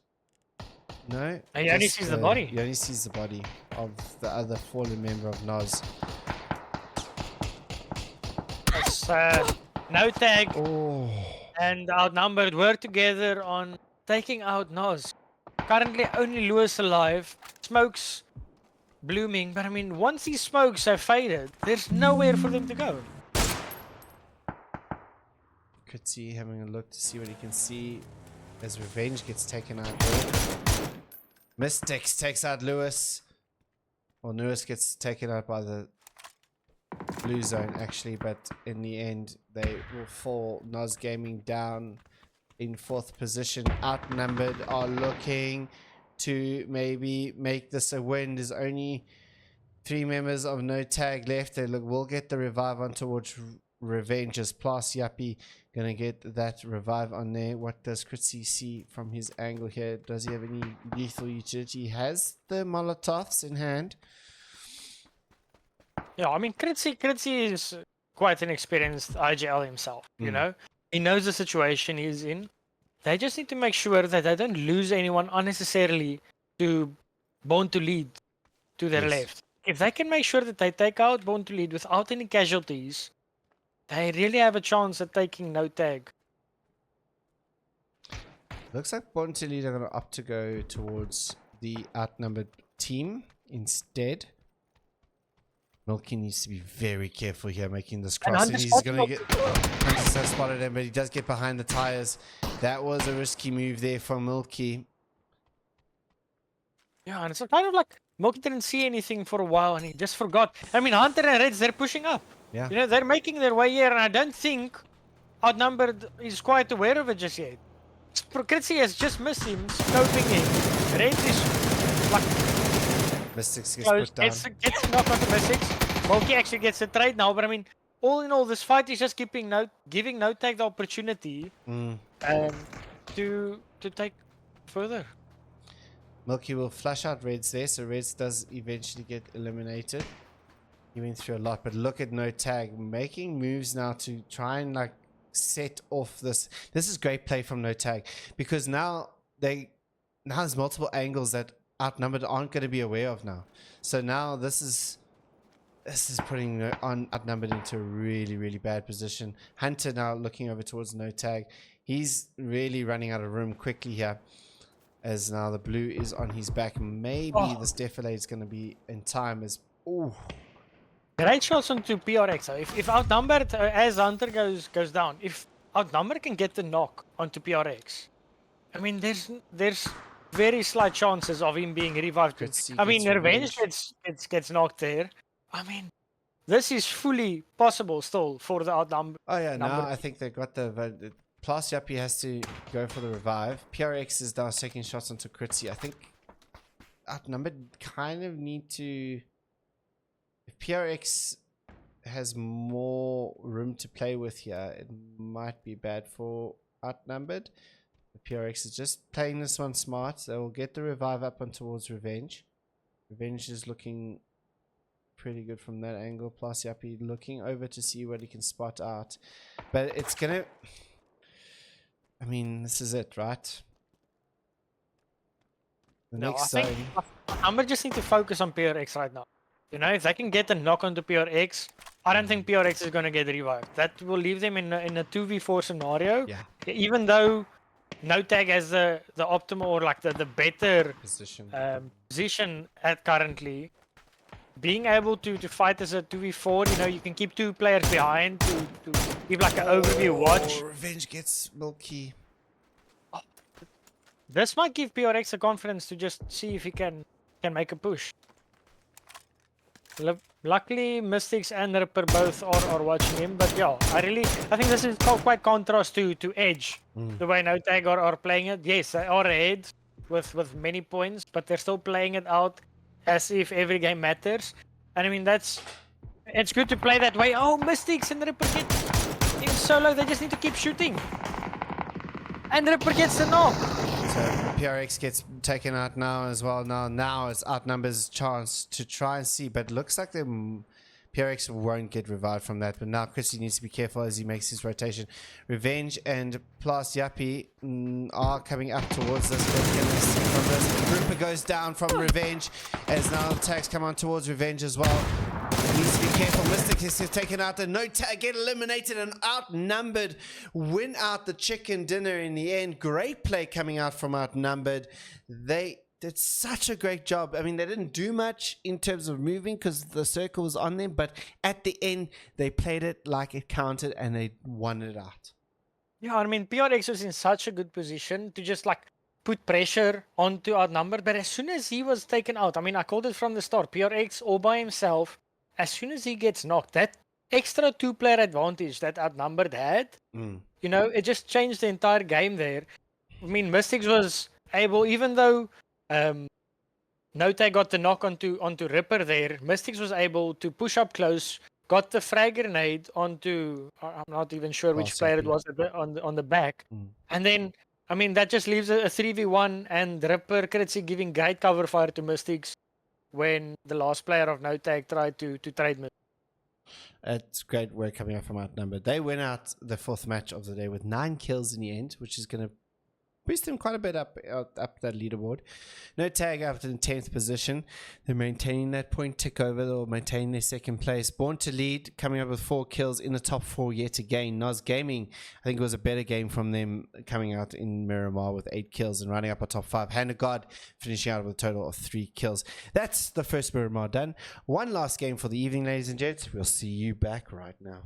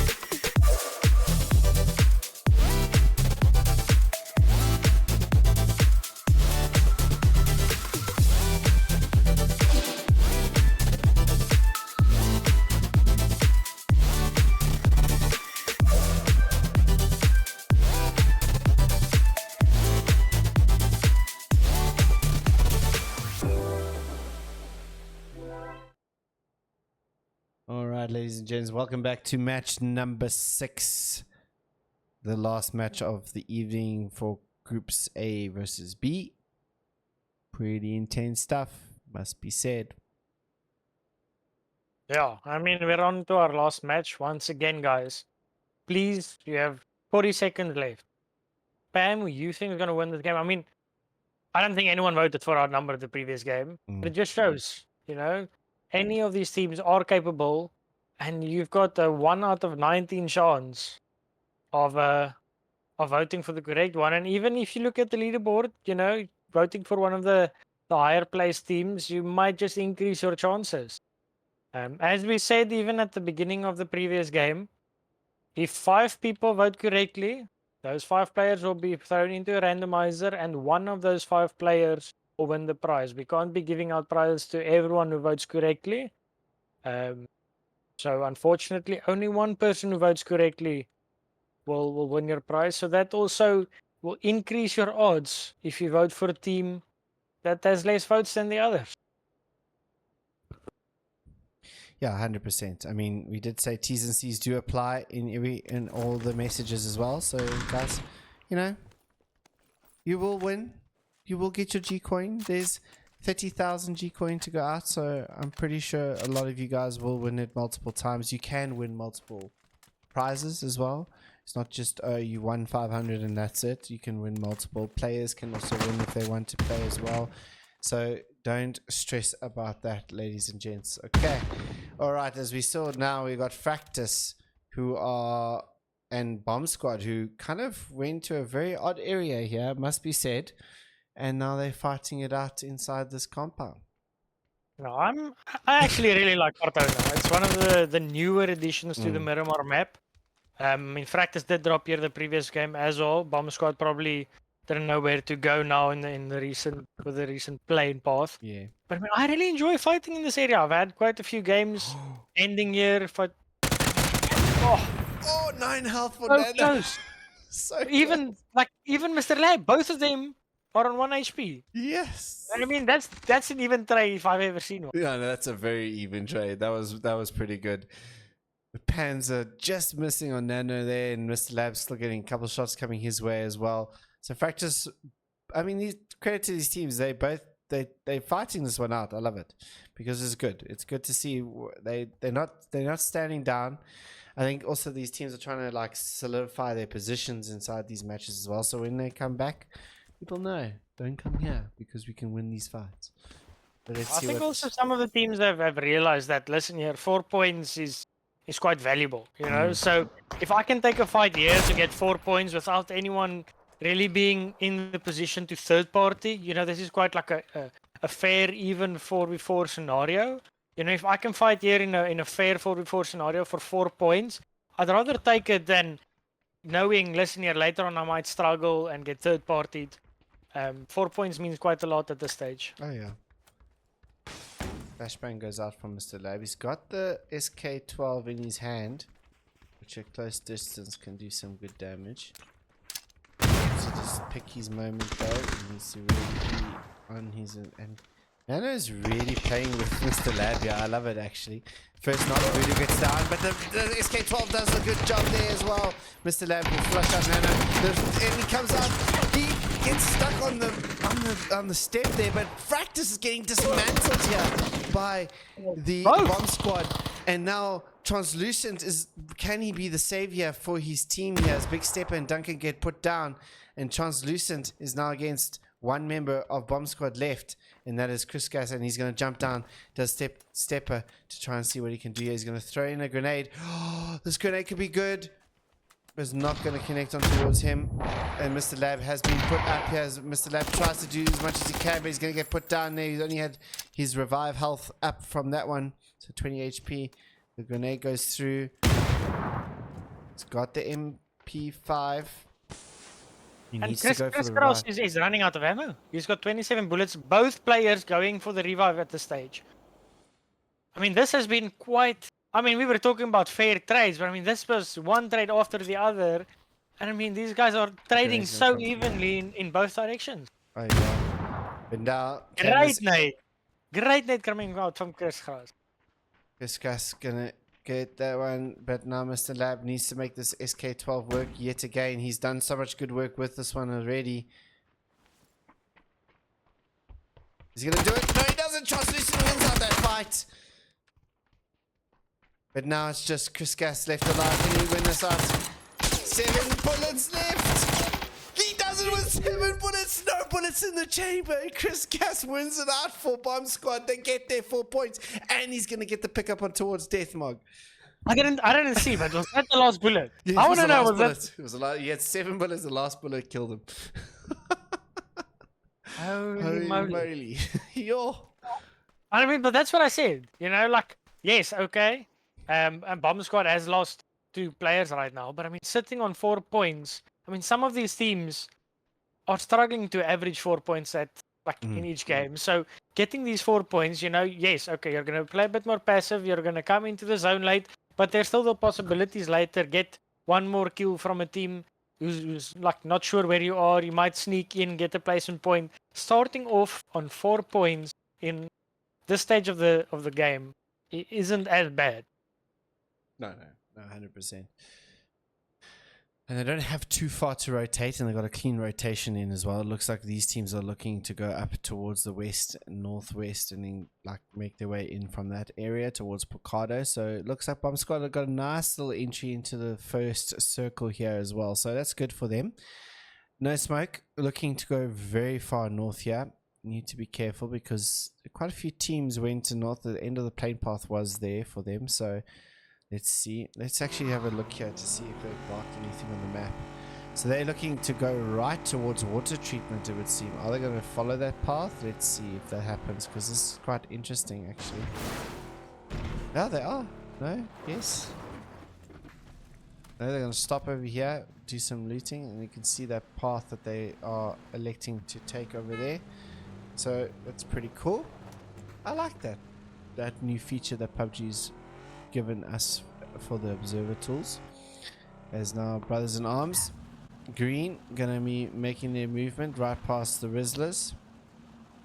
Let's see what they've come to on their side. You know, not much happening on their map as well. No, I don't think there were any shots even there. I think it was like a fair, yeah, you can pass, just leave us alone, we'll leave you alone kind of scenario there. Both of these teams, you know, I think they've impressed me quite a bit tonight, but they're still needing those extra few points, and they don't want to take any interactions early on. Yeah, you can see that Edge are aware of the teams and their markers. As Born to Lead get a couple of shots on towards them as well. We've got 2 esports as well right there as well. So Edge very much aware of these teams in those compounds, as we can see from their markers on their map. As now we see a Chinook coming in. It would be for the Tunisian Titans as they make their way. It looks like Old Boys are going to come in from the south as well. So Bomb Squad will have company from the south as they make their rotations. And pretty much all spread out. We've got a little bit of contact here as Chris Ed gets taken out by one. And it looks like he's going to get flushed out pretty quickly there from Nark, who eventually gets the flush. And Hand of God, I don't know, it seems a little bit off day for them. And they're going to have to come back on their next group stage, and I think they're coming back on next Sunday. Next Sunday. Yeah. So group A. I have to say, I thought they started off pretty decently. Yeah, they started off with 20 points pretty quickly, but then after, I think since Tego, they've kind of been struggling to find their way, keep on losing players early on. So definitely, I think they might just, you know, look back at the game, see what they did wrong, and come back with a better strategy next week. Obviously, guys, we are playing more games. It'll be, I think it is B versus C, right? On Wednesday. Yeah. So at 6:30 Central African time, CAT, we will be doing another 6 games with B versus C. So you'll see some of these members inside these teams going to be playing on Wednesday. That'll be B's final match time, so they won't have any more. There'll be a total 12 games per team, and obviously the top 16 will advance to the finals, which will be played the following week, Wednesday and Sunday will be the last day for the finals as well. We will see who wins this one out. As you see now, Edge making their way in towards the compound, as we've seen so many times. Kilawi now going to look at this, throw up the grenade. Ooh. It does get picked off though, does Alpache Raids. from Raids. And such a far distance with only a 4-time scope. But Kilawi What a will, great shot there from Raids. yeah, but Kilawi will win off, will get that kill, steal it away from Raids though. As you see Blitz, also Raids getting onto Blitz as well. I don't think Kilawi is aware of this, to be honest. Raids will flush out Blitz. Eventually will bleed out, and that will confirm towards Raids. Indeed it does. I don't think Edge are kind of aware of how this is all happening. Bandina are quite high up on the mountain here. Are getting some shots taken over towards them as well. I have to say it's quite weird how, like, I was so used to Edge being in the end zone, but they died off pretty quickly, or not as quickly, but I mean I think in phase like 4 or 5 already in the previous game. And I have to say it was a lot more of passive gameplay, more strategic gameplay coming out when Edge wasn't in that top 5 scenario. Yeah, 100%. Jinx spots out the wolves, making their way across. Nothing too damaging for the wolves at this point. We've got Carthage now, is now born to lead now. Rise up towards them. Darker gets spotted out there by Raids. The grenade going to be thrown out here by Raids. As it goes down, it's not going to connect on towards Darker. Darker is also not going to connect. Oh, might just almost do that, but Hunter does get knocked down from that exchange. Kimovic now making his way up. Carthage Esports need to do something. They've fallen behind, born to lead during this evening, and Reds gets put down and then will get flushed out as quickly as possible. But Charbel will return the favor there, but does get returned there by Darker. Joy Boy also getting some shots on towards Charbel there from the Triggers Esports, as now Kimovic gets taken out there as well. Hunter gonna bleed out eventually. There's Pepsi and Charbel, last members surviving here for the Born to Lead squad, but Carthage is just stuck in this position where they're getting shot from different angles, and looks like the Wolves also kind of doing some pot shots on towards them as well. But Edge on towards Born to Lead. Yeah, Born to Lead sacrificed so much of the compound for that fight against Carthage that, I mean, they just openly gave so much room to Edge. And I mean, like we've seen Edge before, they're not scared of any fights. They just sent it in. I mean, it's only Charbel remaining. Only Charbel, but Tiska gets knocked out there from Charbel. Charbel trying to survive with only 29 HP as they're just running around, but Charbel gets another kill on Swazi, and eventually will get taken out by Kalawi, and Edge will not lose a player from that exchange though, as Tiska will get revived there as well, and they'll continue on their way, and Born to Lead bow out in 18th position. And Born to Lead were coming at that leaderboard pretty nicely as well, as we saw. Yeah, I mean, once again, Edge being so close to one another, being able to get the trades without losing their player. Really, I think they're really reading the map correctly. You know, they saw Born to Lead was, because the Reds was stealing the kills in the compound that they were trying to attack. And as soon as they saw that 2 of the Born to Lead players were knocked, they just sent it, got the extra 2 kills and finished off another team, looting up, and now probably already planning their next assault. Yes, we can see the waypoints of each team, so we can be aware of everything there. I see in chat someone's asking, we can see that. Yes, PUBG's giving us the ability to see that, so now we can see. Which is, you know, like we saw there, we saw that Edge had known that there was a team there. They marked the compound. They marked a different compound over here as well. They saw other teams is there as well. So I mean, it's not like, so you can see that how these teams are playing through the game as well, which I think it gives us a little bit more insight on how these teams play, when we can obviously cut over and have some downtime to see what's going on. But Tunisian, the Trigger Esports, sorry, is just having such a rough time this evening. Granado trying to get away, but Bandino shooting all their bullets towards them. But we see now Rizzlers and no tag, and Lewis taking shots there as the textures took a bit of time to get themselves in. Shenzi in a spot of bother, but Chris Gas from Bomb Squad going to take some shots, but trying to find some position here. But Blast Yuppie and O'Connell going to just keep on going as Edge take out the Rizzlers in the background now as Nuz. And it looks like Shen is not long for this world as the rest of No Tag are on their way with some It's quite firepower. interesting. Like most of these teams are occupied on the edge of the zones. That No Tag are just allowed to run here in the open, in the road, to come finish off Shen. Quite like they're just running it in the open. Nobody's even like considering them. And Blast Yuppie takes out Shen's, and they might just run back to the compound now for free. Yeah, Hand of God are on the opposite side of the compound here.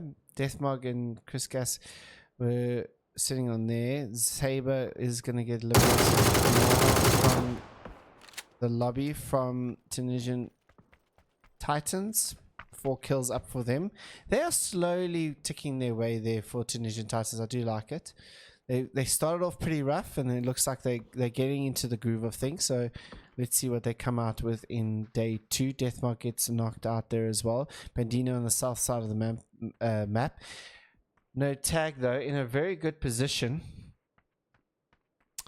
inside this compound here. Yeah, I think the only thing now is No Tag are wasting quite a bit of their smokes to get their players back in the compound safely. So they are sitting quite center, but I think in the late game, when they might need those smokes, might come to bite them. And using all those smokes for 1 kill, will it be worth it? We'll see at the end. I remember winning my first competitive match in this compound back in the old days. What? That back in 2018? Yeah. I'm showing my age a little bit. But anyway. Yeah. Long time ago. Back in the day.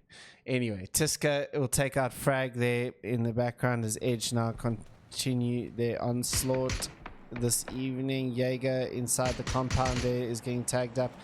7 kills here. Kalawi has been eliminated with 5 kills to his name. Some good work coming out there from him.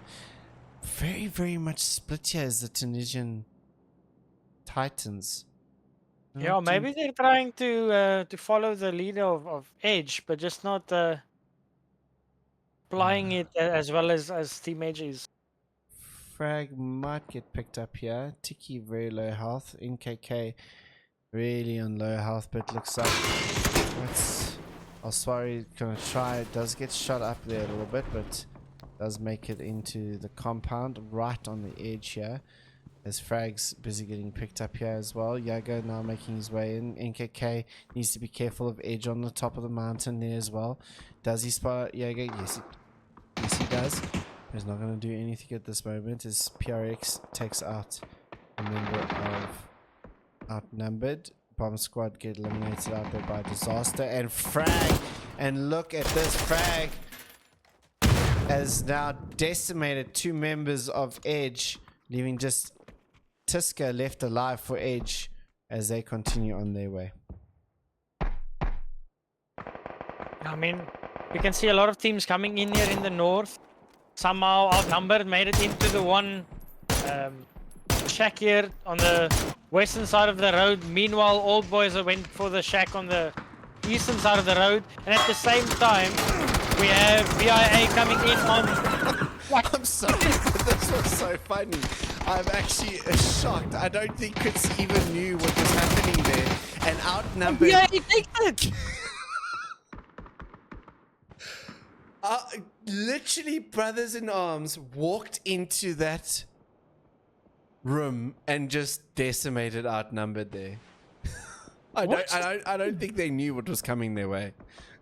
I think there was so much going on with coming soon, throwing grenades, shooting at them. They were fighting Old Boys on the opposite side of the road. They were getting shot from behind by Skip.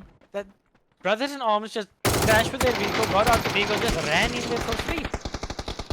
So unfortunate. I mean, and after all of that, like the previous great game that outnumbered that, to end it off like that, I mean, that has to be like quite demoralizing. Yeah, no, 100%. Unfortunate for outnumbered there, but that was, sorry guys, it was like literally they walked in behind him, and you could just, I don't know, maybe it's, like you said, all the grenades were going, the sounds were obviously weird a little bit for them, just all very odd. No Smoke do bow out after they get eliminated by the blue zone, and part of Skib taking them out as well. Frag finds NKK as Wolves get eliminated out in 11th position there. Coming soon now, making their way up here. Does spot like O'Connell right in the open. Not, I don't know if maybe our textures aren't loading in there. Are they trying to shoot the player in the window then? And something a little bit weird. Vuzi does get knocked. Narco now looks over towards Skib. And Skib now make their entry in towards the circle. Is come up here, but now Bandina right behind the members of Hand of God, and now to see Dalai Lama has been knocked, so it's just now Anonymous and Disaster, but Disaster with some good shots on towards Alpachi is now Algerian, trying to see what he can do on the side here, but the blue is right on his butt. And now they need to go, but great blue zone grenade from Apache as he threw that earlier on, and Anonymous gets knocked out there, now gets flashed by PRX, and they will steal the kill away from the Bandina crew, leaving just Disaster left alive here for Hand of God. Yeah, and there's so many people shooting from all over. I mean, I think at this point I'm looking at coming soon, and I can see basically everyone, but there's so much going on, they don't know where to focus, as Skib actually delete Tunisian Titans, crashing the shack here on the western side. Oh, that's Skib goes and does that. Can Bandina make it into the circle? The boss trying to get them into safety here. They've got Tiska on the below here. They do spot him out there. Boss gets put down here. Algerian, what can he do? He can't do anything either. Tiska does a lot of work there. Naku takes out Disaster in the background as Hand of God bow out in 9th position. And it just leaves one member of Lucky Star left for Bandina in this game. Tiska, let's see. Plus, Yappy steals the kill. No tag. Yet again, stealing the kills here from teams. And that's looking good for them as Lucky Star, the last member live for the members of Bandina. Granado for Trigger Esports, getting himself into a top 8 position. Lucky Star just very far away from his team. And we've got 3 teams on this northern side of the map here. It's gonna be all about the zone. It's gonna be what happens now. Oh, Brothers in Arms and Old Boys and No Tag have got some hard cover for themselves here. Skib try to fight their way out of this. They're going to need to throw the smokes and get themselves out of dodge here. The revive coming out as Bandina eventually gets eliminated out in by O'Connell and No Tag. No Tag, 7 kills up here, doing great work here. MK14 in Plus Yuppie's hand. Tiska, I wonder if Tiska's trying to find a way in here. Does have to make his movement here. Has he been spotted out by Granado? Has he spotted out Granado? Who's been spotted who? Trigger Esports trying to make their way through this match as well. Been a bit of a tough time here for Trigger. It looks like Tiska has spotted him out. Ooh. Granado tries to make it across. He does make it across. Does that give him a little bit of an opportunity to fight back against Tiska? There he goes out. Doesn't do any damage. Does he know where he is? Does he know where he is? He's trying to find him. Throws the flash. Throws another flash.